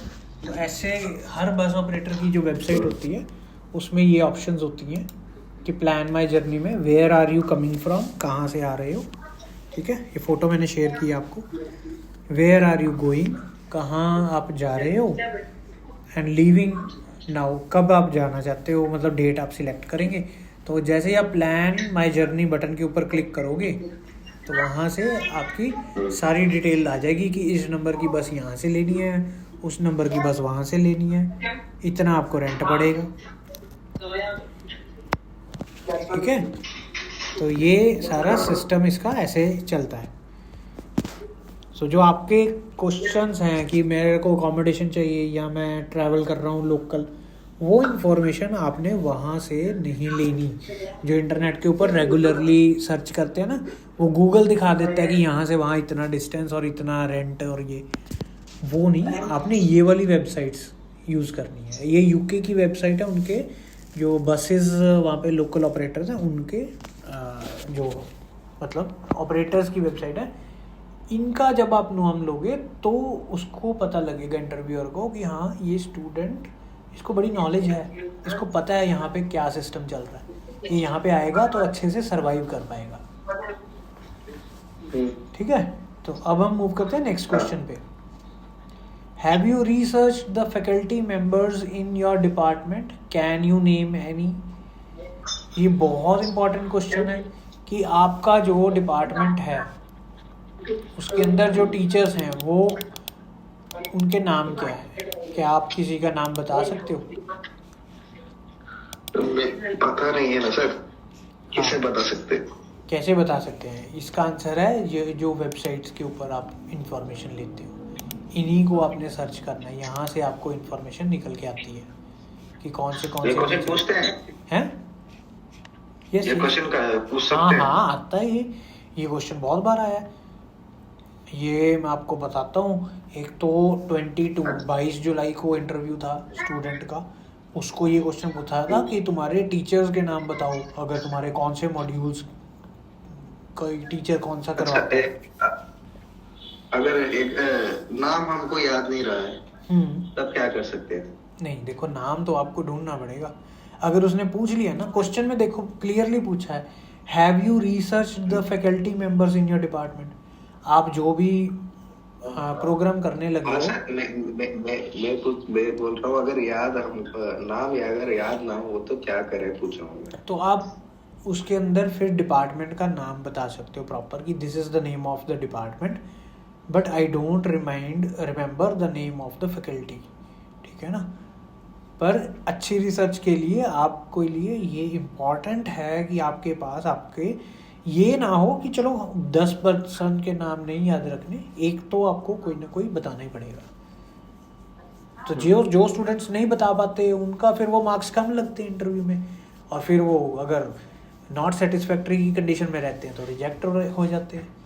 अगर आपको सिलेक्ट होने वाली सेटिस्फैक्ट्री वाली कंडीशन में जाना है तो आपको ये सभी क्वेश्चंस का आंसर पता होना चाहिए। सेटिस्फैक्ट्री कंडीशन का उसका तो 80 प्लस है क्या? नहीं, उसका 60 प्लस होता है। 60 प्लस मैंने अभी इससे यूनिवर्सिटी से जो आया उसमें तो लिखा था 80% है। देखो वो जो लिखते हैं, अगर आपका 80% होता ना तो अभी तक उन्होंने आपको यस बोल दिया होता, दोबारा री इंटरव्यू के लिए ना कहते। वहाँ पे मार्क्स, वो बोल रहे हैं, उन्होंने ये लिखा था कि below 40 as a failure, 40 to 80% is a non satisfied. हाँ, ये भी लिखते हैं, और इसमें 80 अबो 80 सेटिस्फाइड लिखते हैं। आपके पास वो उनकी मेल आई होगी ना? नहीं है, मेरे काउंसलर ने मेरे को भेजा है। अच्छा, वो मेरे को फोटो शेयर करना, तो उसमें हम देख लेंगे उसका, अगर कोई फीडबैक में या कुछ और डिटेल दी हुई है तो आपके लिए बेटर हो जाएगा। मेरे को उसका ना फोटो क्लिक करके सेंड करना। व्हाट्सएप, हाँ व्हाट्सएप में तो उसमें भेज दो, एक कोई मिनट। दिक्कत एक मिनट, तो उन्होंने मेरे को भेजा है, एक बार चेक करना व्हाट्सएप पे। नहीं। हाँ मैं देख रहा हूँ। अच्छा ठीक है। हाँ ये उसको इसमें ना मेरे को 2 पार्ट, हाँ, हाँ मेरे को इसमें ना, और एक टोटल इसमें मेरे को 2 पार्ट में डिवाइड हुआ है। क्रेडिबिलिटी असेसमेंट जैसे होता है इंटरव्यू, क्रेडिबिलिटी इंटरव्यू, ठीक है। और ये part 2 self recorded video briefing of the answers mentioned in the questionnaire under 5 minutes. हाँ, ये क्या होता है? ये आपको ना जब इंटरव्यू होगा तो उसमें कुछ क्वेश्चंस बोलेंगे, वो आपको नोट करवा देंगे क्वेश्चन, और बोलेंगे कि इसका एक फ़ोन से अपने खुद की तरफ फ़ोन में करके, सेल्फी मोड में करके वहाँ से वीडियो रिकॉर्ड करो, और उस वीडियो में मेरे को वो आंसर चाहिए। ठीक है ना।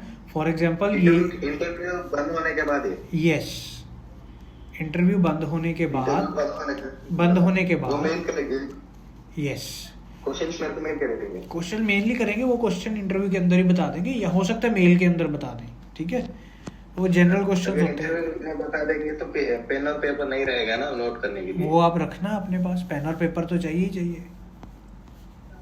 लेकिन वो बोलते हैं ना, रख नहीं सकते आप। नहीं, ऐसे कोई दिक्कत नहीं है। आपको अगर उन्होंने बोल दिया ना कि ये चीज़ नोट कर लो, वैसे वो क्या बोलते हैं कई बार, देखो क्या होता है, कई बार तो इंटरव्यूअर खुद ही बोल देता है कि आप इसको नोट कर लो।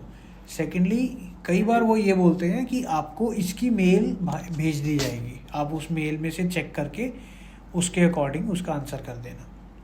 तो जो भी आपके क्वेश्चन, इसमें कितने क्वेश्चंस मिलेंगे? 2 या 3 क्वेश्चन, छोटे छोटे क्वेश्चन होते हैं, कई बार तो एक ही क्वेश्चन होता है। ठीक है ना। तो वो जनरली होते हैं, मतलब उसका रिलेशन होता है ये चेक करना कि आप जेन्युइन स्टूडेंट हो, कि मतलब जिससे बात हुई थी है ना, फ़ोन पे जो रिकॉर्डिंग हो रही है, कि क्या वही स्टूडेंट है। उसका एक आप रिकॉर्डिंग बना के जब भेजोगे ना, वो उनके पास प्रूफ रहता है, वो जितनी देर आपकी एजुकेशन है उनके पास वो रिकॉर्ड्स में स्टोर रहेगा। वो वीडियो, आपका फेस उसमें आएगा क्लियर, और आपका ऑडियो आएगा, तो वो चीज़ ये मैच होती है। ठीक है ना। अभी इसमें लिखा है ना, Students with a score of more than 75% can move with the cash request. हाँ, ये लिख देते हैं पर अभी तक ना ये आसानी से आपको डिस्क्लोज नहीं करते। यहाँ पे जो मेंशन किया हुआ है ना, तो ऊपर सिर्फ फीडबैक में यही है, kindly prepare your student, we will be conducting the mock interview of the student, kindly confirm the date and time as it is one of the mandatory requirements. तो डेट ऑन टाइम आपके consultant से पूछा है, आपका consultant date और time बता देगा कि इस डेट और टाइम को मैं कंडक्ट करवा दो मेरे स्टूडेंट का इंटरव्यू, एंड तब आपका इंटरव्यू होगा, ठीक है।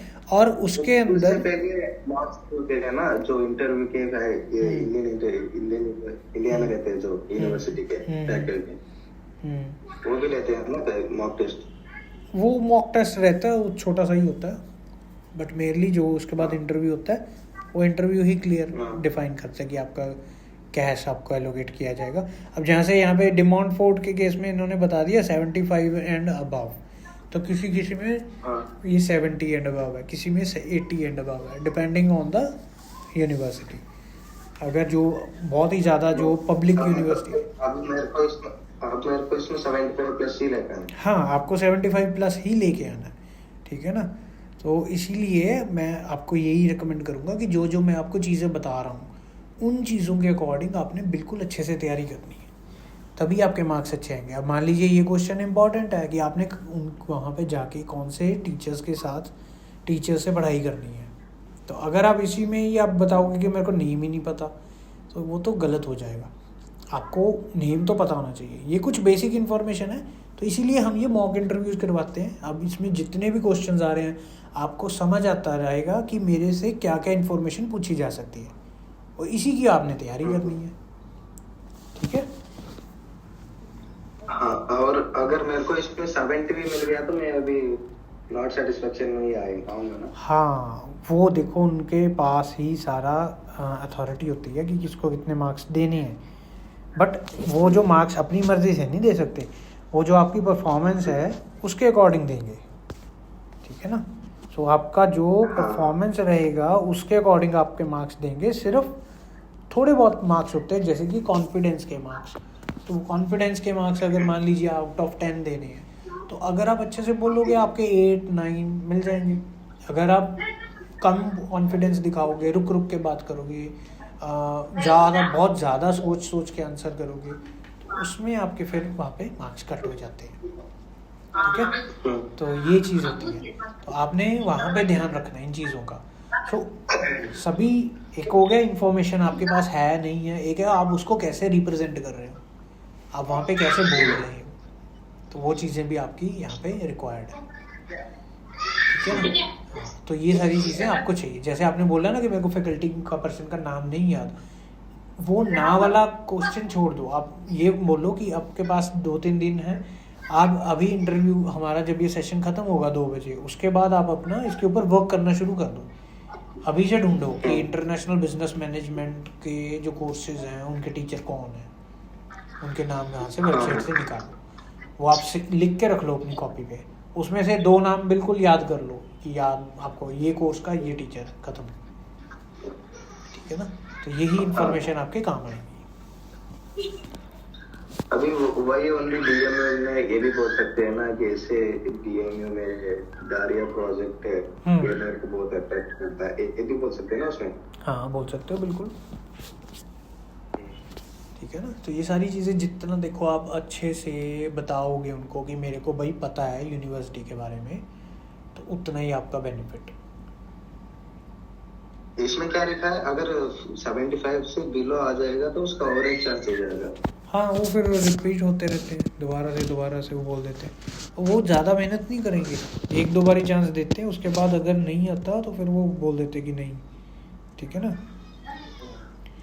तो यहाँ पे जैसे आपको बोल दिया कि 40 से लेके 74% के अंदर आते हो तो आपके वीक एरियाज़ बता दिए जाएंगे, ठीक है ना। तो फिर उसको आपको दोबारा बोलेंगे कि भाई दोबारा से करो, वीक एरियाज़ को इम्प्रूव करो। अब आप मान लीजिए जैसे आपको मैंने वो पहले क्वेश्चन पूछा था अबाउट द सिटी, तो आपने बोला मेरे को थोड़ा बहुत पता था, आपने बता दिया, पर ये नहीं पता था कि एवरेज कितने स्टूडेंट पढ़ते हैं इस सिटी के अंदर, तो स्टूडेंट कैसे रहते हैं, मतलब अब वो चीज़ अगर आपको नहीं क्लैरिटी पता तो आपको वो बोल देते कि दोबारा से और इन्फॉर्मेशन सर्च करो।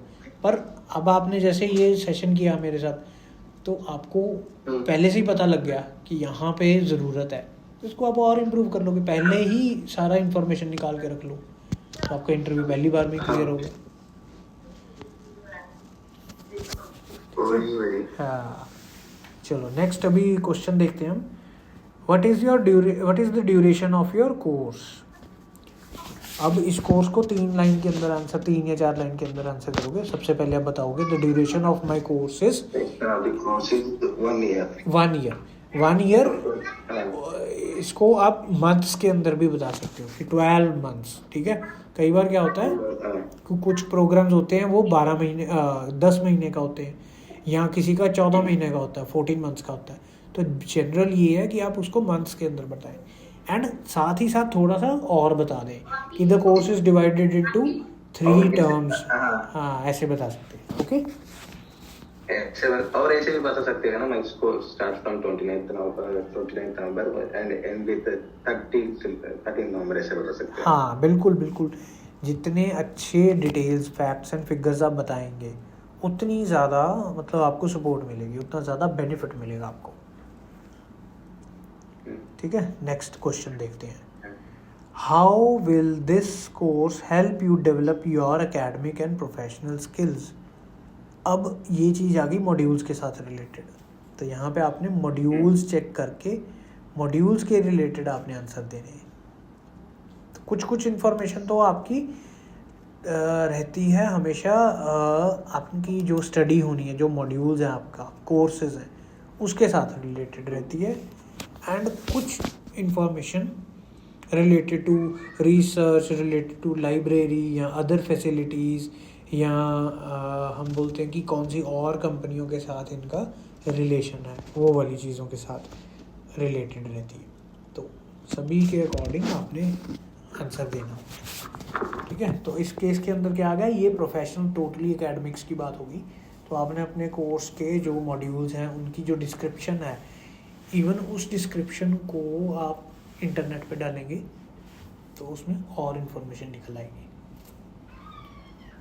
ठीक है ना। तो ऐसे ये चलता है। नेक्स्ट क्वेश्चन देखते हैं। What is the full official name of your course. बहुत इम्पोर्टेंट है, प्रॉपर नाम बोलना जो वेबसाइट के ऊपर नज़र आता है, यानी कि यहाँ जो आपने जो इंटरनेशनल बिजनेस मैनेजमेंट। हाँ, सो ये क्या है, इंटरनेशनल बिजनेस मैनेजमेंट, इसका क्या कोर्स कौन सा है, एमएससी है, बीएससी है, कौन सा है, एमएससी इन इंटरनेशनल बिजनेस। हाँ, तो ये आपका प्रॉपर नेम हुआ। Official full official name is MSc in international business management, और साथ में कोर्स कोड भी बताना है। कोर्स कोड N1207 है।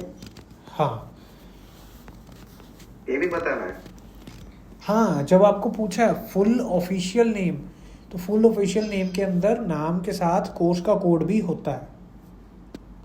हाँ, कोर्स का कोड यही है ना जो आपने बोला था, N1207 है। हाँ, तो ये इम्पोर्टेंट है, ठीक है ना। यहाँ पे कोर्स कोड नहीं मिस करना, स्टूडेंट्स भूल जाते हैं, कोड नहीं बताते, सिर्फ नेम बता देते हैं और उसमें गड़बड़ हो जाती है। जब इसने बोल दिया फुल ऑफिशियल, तो यूके के स्टैंडर्ड्स के according course code is very important along with the course name, क्योंकि फॉर एग्जांपल जो आपका कोर्स कोड है उसके अंदर जो डिजिट्स हैं, नंबर है, उसमें से एक लास्ट वाला डिजिट चेंज हो जाए तो वो सिमिलर कोर्स होगा, जैसे कि international business management and journalism या ऐसी कोई चीज़ आ जाती है साथ में, तो वो कुछ टोटली अलग चीज़ बन जाएगी।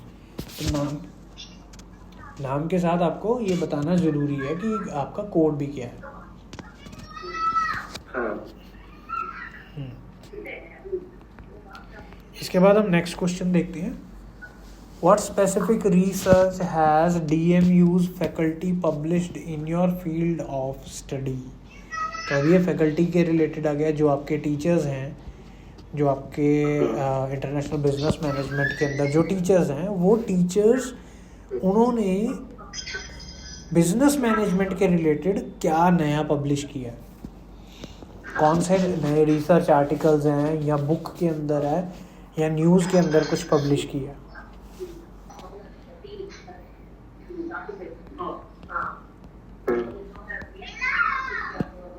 तो ये जो इन्फॉर्मेशन है इसके लिए पहले आपको नेम ढूंढने पड़ेंगे। जब आपके पास नेम आ गए हैं एंड उसी नेम के साथ आपको इनकी लाइब्रेरी की वेबसाइट के अंदर जाके वो नेम एंटर कर दो और वहाँ से लेटेस्ट जो उन्होंने पब्लिश कराया है आर्टिकल्स या जो भी चीज़ें उन्होंने पब्लिश की है वो आपको मिल जाएंगी। ठीक है ना। मेरे काउंसलर ने बोला था इतने सारे क्वेश्चंस नहीं पूछेंगे, मैंने सोचा था ये भी पूछेंगे। देखो सिचुएशन क्या है, अगर हम बात करें अगस्त 2025 की सिचुएशन ये है कि यूके के अंदर जिस कॉलेज या यूनिवर्सिटी के अंदर मान लो कि 5,000 स्टूडेंट अप्लाई करते थे, अब वहाँ पे 5 लाख स्टूडेंट अप्लाई कर रहे हैं। ठीक है ना। तो डेफिनेटली जो कॉलेज के पास तो उतनी ही कैपेसिटी है ना स्टूडेंट को लेने की, तो उन्होंने जितनी एप्लीकेशंस आ रही है सब में से कट करना है, जो उनको नहीं पसंद उनको कट कर देना है और जो पसंद है वही रखने हैं। तो अब यहाँ पे क्या हो गया कि कैश इंटरव्यू, जो कि पहले एक सिर्फ फॉर्मेलिटी होता था कि भाई सिर्फ स्टूडेंट ऑनलाइन आ गया ना वीडियो के सामने, what is your name, passport number क्या है, कौन से कॉलेज में जा रहे हो, कौन सा कोर्स ले रहे हो, कोर्स कोड क्या है, दैट्स इट। इतना ही होता था, 5 या 6 मिनट का इंटरव्यू। और अब ये 40 मिनट तक चला गया और 2-2, 3-3, 4-4 इंटरव्यूज हो रहे हैं।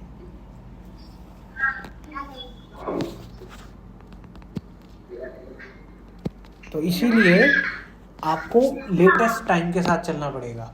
जो रिक्वायरमेंट आज की है, जो आपका कंसल्टेंट है उसको एजुकेशन की कोई नॉलेज नहीं है। एजुकेशन की नॉलेज उस पर्सन को है या तो जो वहाँ से पढ़ रहा है या जिसके पास नंबर ऑफ स्टूडेंट्स हैं, जो जिनके साथ इंटरेक्शन होती है। हमारी रोज़ इंटरेक्शन होती है, पिछले 5 साल से हम इस लाइन के अंदर हैं, हम एकेडमिक्स के साथ ही डील करते हैं। हमारे पास बहुत रिक्वेस्ट आती है कि सर हमको ना वो वीज़ा लगाना है, नहीं हम उसमें डील नहीं करते। हम सिर्फ कैश इंटरव्यू की तैयारी, अगर वहाँ पे असाइनमेंट्स करनी है, कोई डिसर्टेशन करनी है, उसकी वो बना के देना है, वो उसमें हेल्प करते हैं एकेडमिक्स में। तो हमारा काम ही सिर्फ पढ़ाई से रिलेटेड है। तो कितनी चीज़ें पूछ सकते हैं वो आपसे, जब यूनिवर्सिटी जहाँ जहाँ डील करती है स्टूडेंट के साथ, उन चीज़ों के अंदर हम आपको हेल्प कर सकते हैं।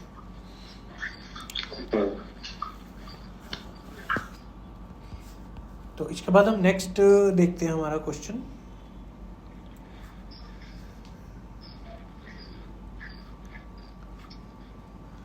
What is the assessment style of your course? Example, exams, projects, essays. अब assessment style के अंदर क्या आ जाता है कि आपका जो प्रोजेक्ट है, आपका जो कोर्स है या आपका जो प्रोग्राम है, उस प्रोग्राम को टीचर ने आपको पढ़ाया, सिखाया और फाइनली उसको चेक भी करना है कि आपने कितना समझा। तो एग्ज़ाम ज़रूरी है। तो एग्ज़ाम के लिए क्या होता है कि हमारे इंडिया के अंदर तो रिटन एग्ज़ाम हो रहा है, वहाँ पे टोटली रिटन एग्ज़ाम नहीं होती। वहाँ पे ये सारी चीज़ें अलग से आ जाती हैं, जैसे कि कुछ पार्ट क्विज में हो गया, ग्रुप डिस्कशन के अंदर हो गया, ठीक है ना, ग्रुप प्रोजेक्ट्स दे दिए जाते हैं, क्लास प्रेजेंटेशंस दे दी जाती हैं और इन सभी के मार्क्स लगा के आपको फाइनली बताया जाता है कि आपके इस सब्जेक्ट के अंदर कितने मार्क्स बने, क्या आप पास हुए, नहीं हुए। फॉर एग्जांपल यूके के अंदर फाइनल में बिल्कुल एंड में एक डिसर्टेशन ज़रूर होती है या ग्रुप प्रोजेक्ट होता है या फिर सिमुलेशन होती है। तो उसमें सभी स्टूडेंट ना जनरली क्या करते हैं, डिसर्टेशन लेते हैं। तो डिसर्टेशन ऑप्शनल होती है, आप वो ले लेते हैं। डिसर्टेशन के अंदर क्या होता है कि अप्रॉक्सीमेटली 25 से 30 पेजेस की एक रिपोर्ट बनानी होती है एंड वो रिपोर्ट जो होती है उसके 60 क्रेडिट में से मार्क्स लगने होते हैं। ठीक है। तो जब वो मार्क्स लगते हैं तो फाइनली आपको वो जो आपकी डिग्री है वो एलोकेट की जाती है। इसके पहले भी आपके जो सब्जेक्ट्स होते हैं, जो ब्लॉक्स हैं, उन ब्लॉक्स के अंदर आपको हर मॉड्यूल के अकॉर्डिंग कुछ असाइनमेंट्स होती हैं, छोटी असाइनमेंट्स भी होती हैं। तो जनरली 2 होती हैं, 3 होती हैं, तो ऐसी असाइनमेंट्स होती हैं बड़ी बड़ी, 5000 वर्ड की, 3000 वर्ड की, तो वो आपको करके देनी होती है। उसमें ये नहीं होता कि डायरेक्ट आंसर नहीं होते, कुछ आपको जो क्लास में पढ़ाया गया वो टोटली अलग सा पढ़ा देते हैं, फिर आपको एक रियल लाइफ केस स्टडी दे देते हैं कि ये केस स्टडी है, ऐसा ऐसा उसमें बताया हुआ है। जैसे किसी कंपनी के बारे में बता दिया कि एक कंपनी है, उस कंपनी ने उसका सिनेरियो बता दिया, इसका बिजनेस ये कंट्री में है, ऐसे ऐसे ये चल रही है, और अभी इन्होंने एक्सपैंड करना है, तो एक्सपेंशन करने के लिए ये इस कंट्री को टारगेट कर रहे हैं। तो as a international business management consultant आप इस कंपनी को क्या रेकमेंड करोगे, इसके ऊपर पूरी रिपोर्ट बनाओ, जिसमें पहले आपने उनके बिजनेस का एनालिसिस करना होता है, उनकी स्ट्रेंथ वीकनेस ये सारी चीज़ें फाइंड आउट करनी है, करंट उनका जो बिजनेस पोर्टफोलियो है वो स्टडी करना है। तो फ्यूचर के लिए दूसरे कंट्री के अकॉर्डिंग वहाँ के जो स्टैंडर्ड्स हैं उनको चेक करना है, उसके अकॉर्डिंग वहाँ का बिजनेस पोर्टफोलियो क्रिएट करना है आपने। तो ये सारी चीज़ें ऐसे पूरी रिपोर्ट होती है 20-25 पेजों की, उसमें ये सारी चीज़ें दिखानी होती है। अभी इसका आंसर क्या दें अभी, what is the assignment style of your course? तो इसमें आप ये बताएंगे, हाँ आप इसमें ये बताएंगे कि we have dissertation in the block 5 and 6, ठीक है ना, वी हैव असाइनमेंट्स, ठीक है, वी हैव केस स्टडीज। तो मैनेजमेंट के जो स्टूडेंट है उसमें केस स्टडीज होती हैं, case studies and group discussions, ठीक है। तो इनके बेसिस के ऊपर ही हमारी असेसमेंट होती है। तो ये आपका इसका आंसर है। अभी लेकिन इसमें ऑप्शंस दिया है ना, एग्जाम्स, प्रोजेक्ट्स, एसेस। देखिए ये क्वेश्चन में तो कुछ भी बोलेगा, आपने वो बोलना है कि जो आपके, फॉर एग्जांपल इसने बोल दिया एग्जाम्स, इसमें मान लीजिए बोल दिया क्विज, पर आपके क्विज होती ही ना हो आपके प्रोग्राम के अंदर। सो ये तो एक एग्जाम्पल है जो ब्रैकेट के अंदर लिखा है ना, एग्जाम्पल, एग्जाम, प्रोजेक्ट्स, ऐसे, इस चीज़ को तो आपने इग्नोर करना है, ये चीज़ नहीं है। क्वेश्चन आपका यही है कि what is the assessment style of your course, बस इतना ही है क्वेश्चन। तो इसने एग्जाम्पल दे दी कि जैसे एग्जाम्स होते हैं, प्रोजेक्ट होते हैं, कि आपके कोर्स का क्या असेसमेंट स्टाइल है। तो आप उसमें बताओगे कि हमारे वाले में डिसर्टेशन है, हमारे वाले में असाइनमेंट्स है, हमारे वाले में ग्रुप प्रोजेक्ट्स हैं, हाँ ग्रुप डिस्कशन है। तो उन्होंने एक आपसे जनरल क्वेश्चन पूछना है, आपने स्पेसिफिक आंसर देना है अपने प्रोग्राम के रिलेटेड।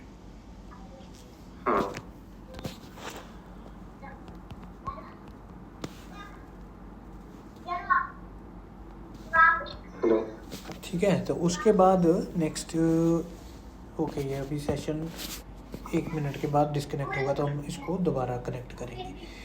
ओके, नेक्स्ट हमारा जो क्वेश्चन है ये तब तक के लिए मैं डिस्प्ले कर देता हूँ।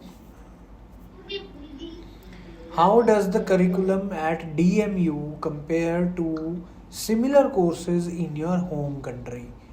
तो यहाँ पे आपने अपने होम कंट्री के अंदर कोई भी एक यूनिवर्सिटी ले लो, उसका एक कोई प्रोग्राम ले लो जो इंटरनेशनल बिजनेस मैनेजमेंट का है, एंड उसके साथ आपको कंपैरिजन करना है।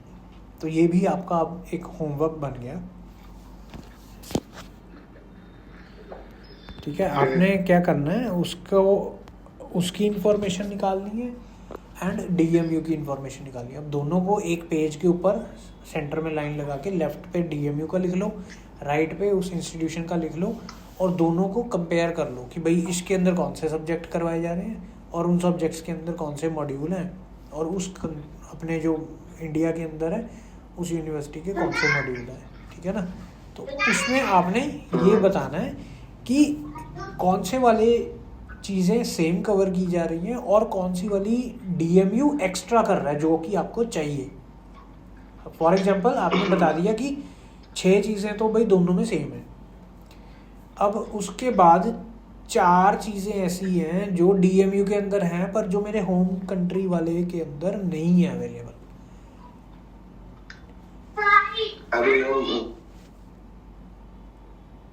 ठीक है, समझ गए क्या करना है।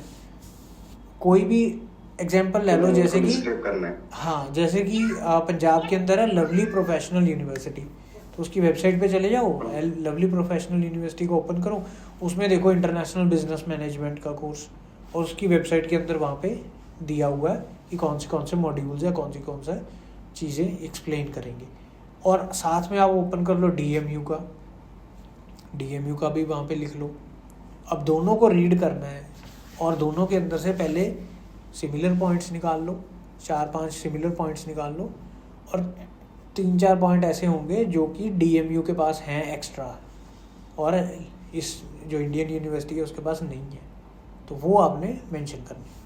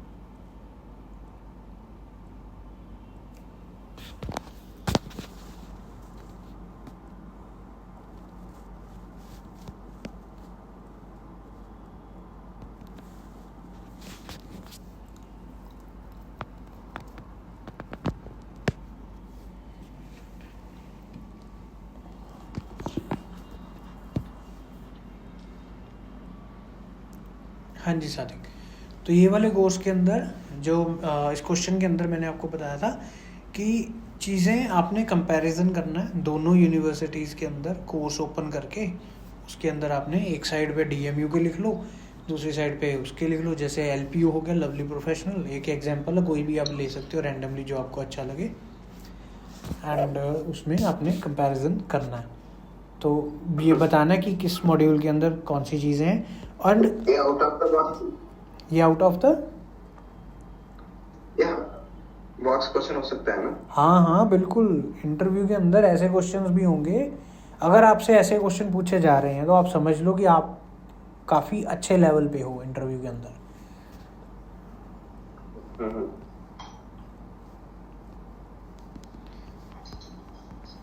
तो ये चीज़ आ गई।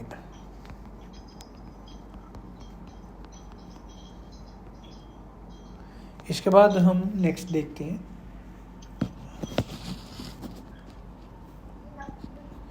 What is the start and end date of your course. ये आपको पता है, ये आपको ऑलरेडी आपने आंसर किया था, पहले आपने आंसर बताया था, है ना। स्टार्ट डेट कौन सी होगी। तो अब मान लो मैं आपसे क्वेश्चन पूछता हूँ, आप आंसर करो। What is the start and end date of your course. The start date of the course 29 September of 2025 and end date of this course 30 September in 2026. Okay, ठीक है आंसर आपका, बिल्कुल ठीक है, ठीक है ना। उसमें आपने छोटी सी गलती की है, the start date of the course is लगाना है वहाँ पे, इज, फिर डेट बोलनी है, फिर उसके बाद and the end date of the course is miss किया आपने दोनों बारी, वो आप ऐड कर लेना, चल जाएगा इतना, इसमें कोई ज़्यादा नहीं, ठीक है। बट आपका आंसर सही था। नेक्स्ट, फाइनेंशियल्स और फंडिंग के रिलेटेड क्वेश्चंस होंगे आपके पास। अब जैसे यहाँ पे ये पहला क्वेश्चन आ गया, what is the total tuition fee for your course. तो ये आपने अपने आंसर कर। हेलो, हाँ बोलो answer. The total tuition fees of my course is 18,450 pounds. 18,450 Pounds. 50 pounds, ठीक है। तो ये आपका आंसर क्लियर होना चाहिए। जैसे अब मेरे को पाउंड्स नहीं सुना, मेरे को लगा आपने 18,054 बोला एंड पे, तो ये क्लियर रखना है, ठीक है ना। सो पाउंड्स, हाँ, तो पूरा वर्ड आना चाहिए, थोड़ा सा पॉज ले लो। 18,500 पाउंड्स, ऐसे बीच में गैप देना, तो ये आपके लिए इजी हो जाएगा। अब next, how much of the tuition fee have you already paid?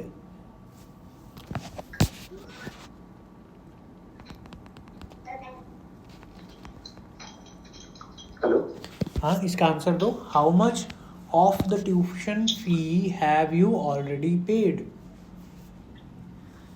I have already paid 1000 GBP for the tuition of the tuition fees. Yes, ये बिल्कुल ठीक है, अब आपने आंसर किया. चलो नेक्स्ट क्वेश्चन देखते हैं. What are your plans for paying the remaining tuition fees? अभी इसको क्या आंसर दूं मैं अभी? आप इसमें ये बताएंगे कि I will pay the tuition fees whenever it is required according to the university norms. Guidelines. हाँ, या गाइडलाइंस, ठीक है, दोनों चल जाएगा.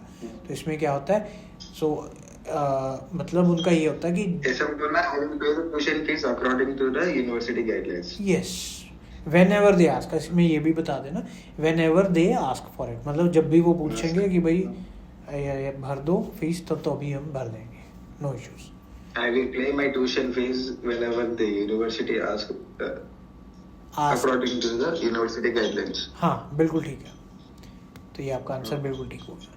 Next, how much money do you need for your living expenses in the UK? Yeah, I know the living expenses in the UK. Outside Leicester is outside London. Then is the living expenses is per 9 months is 10,224 pounds. Okay, अब इसका आपने answer कैसे बताना है? First of all तो आपने ये बताना है, I am planning to live in this area. ठीक है ना, एरिया का नाम बता देना. फिर वहाँ पे बोल देना the average house rent is this much, जितना भी रेंट है पर वीक या पर मंथ. ठीक है, फिर उसके साथ बता देना द ट्रैवलिंग एक्सपेंस या transportation expense will cost me somewhat around इतना पैसा, महीने का या वीक का बता देना. जिस हिसाब से जो भी बताओगे एक तरीके से चलना. आंसर थोड़ा लॉन्ग रखना है. हाँ, लॉन्ग ही रहेगा ना. 3-4 चीज़ें आ जाएंगी. आपने पहले बताना अपना अकोमोडेशन, रहने का. फिर उसके बाद आपने बताना ट्रैवलिंग का, क्योंकि यूनिवर्सिटी आएंगे जाएंगे. फिर उसके बाद आपने बताना अपने फूड का. फिर उसके बाद आपने बताना अपने अलग से कुछ खर्चे हैं, जो हेल्थ हो गया या कोई ग्रॉसरी होगी. हाँ, ये कुछ रैंडम एक्सपेंसेस हो गए. ठीक है ना, तो ये 4 पॉइंट्स आपने कवर करने. ठीक है ना, अकोमोडेशन, फूड, ट्रांसपोर्टेशन, ट्रैवलिंग होगी एंड अदर एक्सपेंसेस. तो इसका आपने ये बताना है सबसे पहले कि मैं इस एरिया में रहूँगा, I am planning to live in this place, the average accommodation expenses is, मान लीजिए वहाँ पे 300 पाउंड्स हैं, तो 300 पाउंड्स. तो उसके बाद फॉर लाइक 1 मंथ. ठीक है ना, उसके बाद the average travelling expenses this much, the average food expenses this much and other expenses, random expenses are this much. So totalling all together, so this would be the money, amount of money required by me to live or cover my expenses in. 1100 pounds per month. हाँ, इसको ऐसे structure करके answer करना है. आपने answer को 4 steps में divide कर दिया कि भाई पहले तो इस एरिया में रहूँगा, यहाँ इसका रहने का इतना हो गया, खाने का इतना हो गया, और ट्रैवल का इतना हो गया, रैंडम एक्सपेंस इतना हो गया. टोटल बता देना कि इतना मेरे को मंथली एक्सपेंस पड़ेगा, बस. इसके बाद can you show proof of funds to cover both your tuition and living cost. So Yes, I have sanction letter. Yeah. हाँ, Yes, I have sanction letter from the loan department. Yes. तो यहाँ पे आपने बोलना है. अभी मैं उनको शो नहीं कर सकता ना इंटरव्यू में. हाँ, आप उसको ये बोलेंगे after the interview I will show the proof of funds for both my tuition as well as living, but I can now tell you from where the funds are arranged. तो उसमें बताने वाले पार्ट में आप बता दोगे कि loan लिया, इतना मेरे को सैंक्शन हो गया, और जो लिविंग फंड्स हैं तो वो बोल दो कि हमारा फैमिली बिजनेस है, तो वहाँ से हमारे पास फंड्स आ रहे हैं, तो my parents would be transferring the money to me so that I can use it moreover आप बता देना कि मैं वहाँ पे एक पार्ट टाइम जॉब कर सकता हूँ as a student 20 hours a week, तो वो मैं करके कुछ फंड्स वहाँ से अरेंज कर लूँगा अपने। मतलब ये नहीं बोलना है ना कि पार्ट टाइम भी करूंगा मैं, मेरा पूरा I have sufficient funds in my bank account, I don't need to do any part time job, I focusing on only study, इतनी बोल सकते हैं। दैट इज़ ऑल्सो ओके, वो भी सही है, बिल्कुल सही है, कोई ज़रूरत नहीं। अगर आप बोल दोगे मेरे पास है फंड्स तो ठीक है, नो इश्यूज़, जॉब करने की ज़रूरत क्या नहीं, बिकॉज आप उसमें बोल दोगे ना कि हमारा primary motive is to expand my business, so my parents are more concerned about having my 100% focus on my education, तो education के ऊपर पूरा फोकस चाहिए। वही तो हाँ, अभी इनको मैं अभी email after proof of the funds तो बोले तो अभी ईमेल कर सकता हूँ ना उनको, वो एक फॉर्मेलिटी होती है। आप इसको ये भी बता सकते हो the proof of funds are already shared by my consultant to the DMU University in my application, simple scenario. पर फिर भी अगर वो बोलेगा कि after the interview you have to share with me, okay बोल देना, हाँ कर देंगे, ओके। एक मेल आईडी पूछ लेना, please give me the mail ID where I can, या कहाँ पे करूँ शेयर, वो बता देगा, नो प्रॉब्लम। लेकिन मैक्सिमम ये सारे पूरे क्वेश्चन से नहीं आएंगे क्योंकि यही लेगा ना, यही में सिर्फ डिस्प्ले होता है शायद ये क्वेश्चंस मेरे जो ठीक है, वो तो ईज है आपके लिए। अगर ये 2-3 दिन पीछे किसी का डीएमयू का इंटरव्यू हुआ है आपके जो कोई स्टूडेंट का? डीएमयू का हुआ था ये 22 जुलाई को, यही बता रहा हूँ मैं। हाँ, उसको कैसे हुआ था, यही नहीं पूछा है ना? उसका माइक्रोसॉफ्ट टीम्स के ऊपर हुआ था, वीडियो में। अच्छा, हाँ, उसको पहले पूछ लिया ना, जब उसके कंसल्टेंट से पूछा था तो वहाँ पे उसके कंसल्टेंट ने बता दिया था कि I am very comfortable on Microsoft teams, तो उसने वहाँ पे फिर उसका आ गया था कि माइक्रोसॉफ्ट टीम्स के ऊपर ही करेंगे। माइक्रोसॉफ्ट टीम्स मतलब पर्सन टू पर्सन इंटरव्यू होता है? वो वेरी करता है, कई बार आप जब आपका कंसल्टेंट मेंशन कर देता है कि मैं माइक्रोसॉफ्ट टीम में कंफर्टेबल हूँ तो उसमें करते हैं, अदरवाइज आपने कुछ नहीं बोला तो उनका मेल आएगा कि जूम के ऊपर करेंगे या टीम्स में करेंगे, वो उनकी मर्जी होती है, फिर जो उनको अच्छा लगता है वो रैंडमली बोल देते हैं। ठीक है ना, तो ये सबसे मुश्किल तो एक गाना हो गया।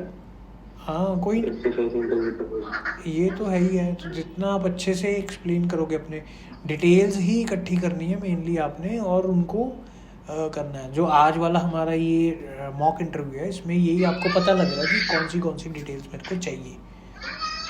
कल वाले में आपको मैं कम बोलूँगा, आप ज़्यादा बोलेंगे, क्योंकि आपके पास और डिटेल्स इकट्ठी हो जाएंगी, आप यही आंसर्स करेंगे, यही क्वेश्चन से हम स्टार्ट करेंगे दोबारा, आप इन्हीं को ही आंसर देंगे। तो जैसे जैसे हमारे आंसर्स बढ़िया होते रहेंगे, हम आगे मूव करते रहेंगे और क्वेश्चंस की ओर।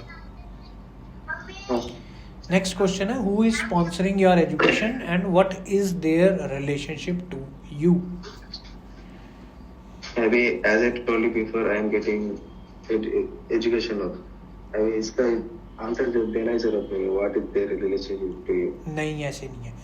स्पॉन्सर ही कौन कर रहा है, वो तो लोन तो ले लिया, लोन किसने लिया है वो बता रहा है। मैं नॉन कोलैटरल है ना, कोसेनर मम्मी है। हाँ, तो आप बता सकते हैं कि माय पेरेंट्स है ना, my mother is sponsoring my education loan and हाँ, अभी इसका हो गया ना, तो दोनों क्वेश्चन का आंसर हो गया इसमें। हाँ, तो उसमें दोनों का आंसर आ जाएगा, बिल्कुल क्लियर है।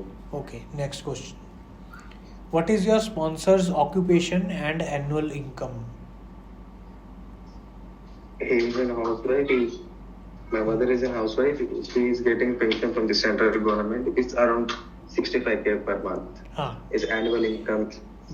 हाँ, ठीक है, बिल्कुल एनुअल में कन्वर्ट कर लेना। यहाँ 65,000 पर मंथ बोल दिया आपने, वो अंडरस्टूड है, वो ऑटोमेटिकली पर मंथ से एनुअल में कैलकुलेट कर लेंगे, है ना। यहाँ हो सकता है वो पूछ लें, तो आप ऑलरेडी एक रफ एस्टिमेशन लगा के रखना कि इतना है, ठीक है ना। तो इसमें एक लाइन आप और ऐड कर सकते हो कि that my mother was earlier working in so and so but now she is retired, है ना, तो ये चीज़ आप उसमें ऐड कर सकते हैं, ठीक है ना। तो उनका प्रीवियस, क्योंकि ऑक्यूपेशन पूछा है। नहीं हाँ नहीं ऑक्यूपेशन, मम्मी तो हाउसवाइफ ही है। अच्छा, मम्मी हाउस वाइफ ही है, तो उनका उनके पास आपने बताना है कि जो फंड्स आ रहे हैं वो कहाँ से आ रहे हैं। मान लीजिए बिजनेस से आ रहे हैं, तो आप वो बोल सकते हैं कि नहीं हाँ पापा गुजर गए थे ना, उसके बाद आ रहे थे। ओके ठीक है, हाँ तो ये बता देंगे।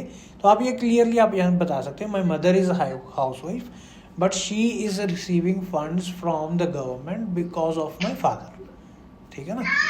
तो ये आप उनको मेंशन कर दें ताकि उनको क्लियर समझ आ जाए कि जो इनकम कहाँ से आ रही है, बस इतना। तो ऑक्यूपेशन पूछने का यही मतलब, इस क्वेश्चन का मेनली मतलब ये है कि जब आप यूके के अंदर स्टडी करेंगे तो वहाँ पे उस समय के अंदर आपको फीस के अलावा जो एडिशनल लिविंग कॉस्ट चाहिए, तो उसके फंड्स आपको कहाँ से और कैसे मिलते रहेंगे, बस इतना मेन आइडिया उनका। अभी इनको ऑक्यूपेशन कुछ भी बता सकता हो ना, जैसे हाँ कोई भी मतलब कोई फर्क नहीं है, कोई फर्क नहीं है, सिर्फ फंड्स का है उनको कि हाँ फंड्स आ रहे हैं और फंड्स कहीं ऐसे सोर्स से आ रहे हैं कि वो आते रहेंगे, ठीक है ना, हाँ बस इतना ही है। Okay next question, have you applied for any scholarships और फाइनेंशियल एड फ्रॉम DMU और other organisations? No, I don't have applied any further scholarship, but DMU has giving 2,000 to 3,000 pounds for every student. हाँ देखो question में क्या है कि DMU तो जो दे रहा है उसका हमें कोई नहीं चाहिए, चिंता कोई नहीं है। आपने सिर्फ ये बताना है कि आपने कुछ अप्लाई किया था स्पेशल स्कॉलरशिप के लिए। अगर आंसर उसका नो है तो आप बता दो, आई have not applied for any kind of scholarship और फाइनेंशियल एड फ्रॉम DMU, बस इतना ही होता है, इतना ही है, इससे ज़्यादा और कुछ नहीं है। ठीक है। Next question, what is the cost of living in Leicester per month? तो ये सिमिलर क्वेश्चन आ गया। हाँ, इसमें आप the cost of living in Leicester City is per month is 1,135 pounds. Okay and इसमें आप क्या ऐड करोगे कि इसको फिर आगे बाइफरकेट कर देना होता है। हाँ दिस इंक्लूड्स, पूरा डिवाइड करना है। This includes accommodation 125 pounds per week and 200 for the travel and 200 for the food and 200 for the other expenses, हाँ the random expenses. एग्जैक्टली। तो ये इसी तरीके से आपने बताना है, ठीक है ना। अगर मतलब आप पूरा पहले मंथली का बता दिया तो उसको ब्रेक करके बता दो कि लिविंग, अकोमोडेशन, ट्रांसपोर्टेशन ये इतना। और अगर आपने नीचे से बताना है तो आप बस स्टार्ट करेंगे the expenses include accommodation, food, transportation and other expenses, all together it is equal to this much amount, ठीक है ना। तो ये आप बता सकते हैं। Next question, how will you manage your finances during your studies? As I told you before, I have a function in my bank bonds. बोल सकते हैं ना? अब इसके अंदर मैनेज वर्ड आ गया, तो मैनेज के अंदर क्या होता है, आप ये बोलोगे the amount that I have available for my monthly expenses would be used in a very planned way. अब उसके प्लान्ड वे के अंदर आप क्या बोलोगे, आप कह दोगे कि I will try to achieve the cheapest accommodation, ठीक है। सबसे पहले तो यही हो गया कि चीपेस्ट अकोमोडेशन करेंगे तो वहाँ पे हमारा पैसा सेव हो जाएगा। सेकेंडली आप बता देंगे I will try to follow the cheapest transportation while coming to the university campus. और नंबर 3 पे I love to eat simple food, I do not wish to go to fancy food outlets, so I have to save money for it, ठीक है ना। तो ये चीज़ आ जाएगा इसमें, important point है।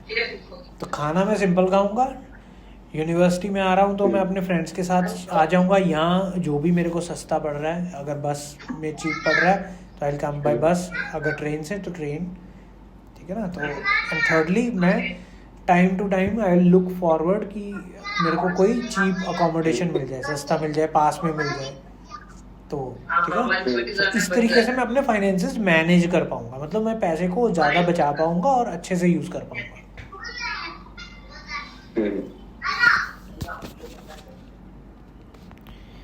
ठीक है जी। तो अब इसके बाद हम एक क्वेश्चन और करते हैं, फिर आज के हमारे इंटरव्यू हो जाएगा, एंड इसके बाद हम कल करेंगे दोबारा कंटिन्यू। तो उसके बाद जो मैंने आपको होमवर्क पार्ट बताया वो आप स्टडी कर लेना, कुछ फाइल्स मैं आपको और सेंड करूँगा व्हाट्सएप के ऊपर, वो भी आप स्टडी कर लेना, ठीक है। तो अब आपका लास्ट जो क्वेश्चन आज का है वो है, what would you do if you faced unexpected financial difficulties. क्या बताओ? मेरे को बोलना है, as the UK government tire for visa rules, if you are student, you can work up to 20 hours per week. I can go out in the UK, I will work 24 hours, I can get living expenses if I face any financial difficulties.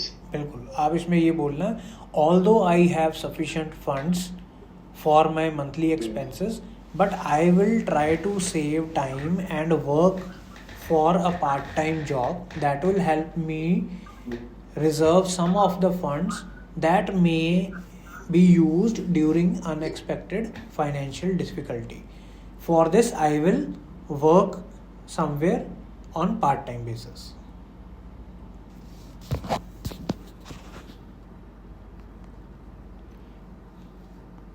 ठीक है जी। तो यहाँ से वो clear हो जाएगा कि भाई ऑल्दो मेरे पास फंड्स भी हैं अच्छे, बट मैं एक जॉब भी ध्यान में रखूँगा कि जॉब पे मैं पार्ट टाइम में वर्क करूँगा, तो मेरे पास अनएक्सपेक्टेड फाइनेंशियल डिफिकल्टीज है।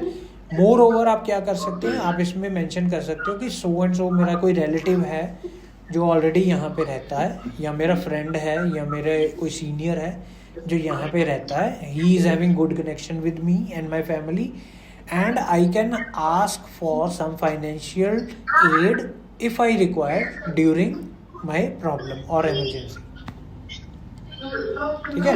तो क्योंकि जॉब तो इमीडिएटली आपको नहीं मिलेगी, तो आप ये बता सकते हो कि मेरे को जानकार है।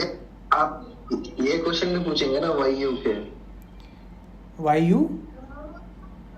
Why United kingdom? ये क्वेश्चन भी पूछ सकते हैं। ये तो है, ये तो पूछना ही पूछना है उन्होंने, ये तो सबसे ज़्यादा फेवरेट क्वेश्चन है, बेसिक क्वेश्चन होता है।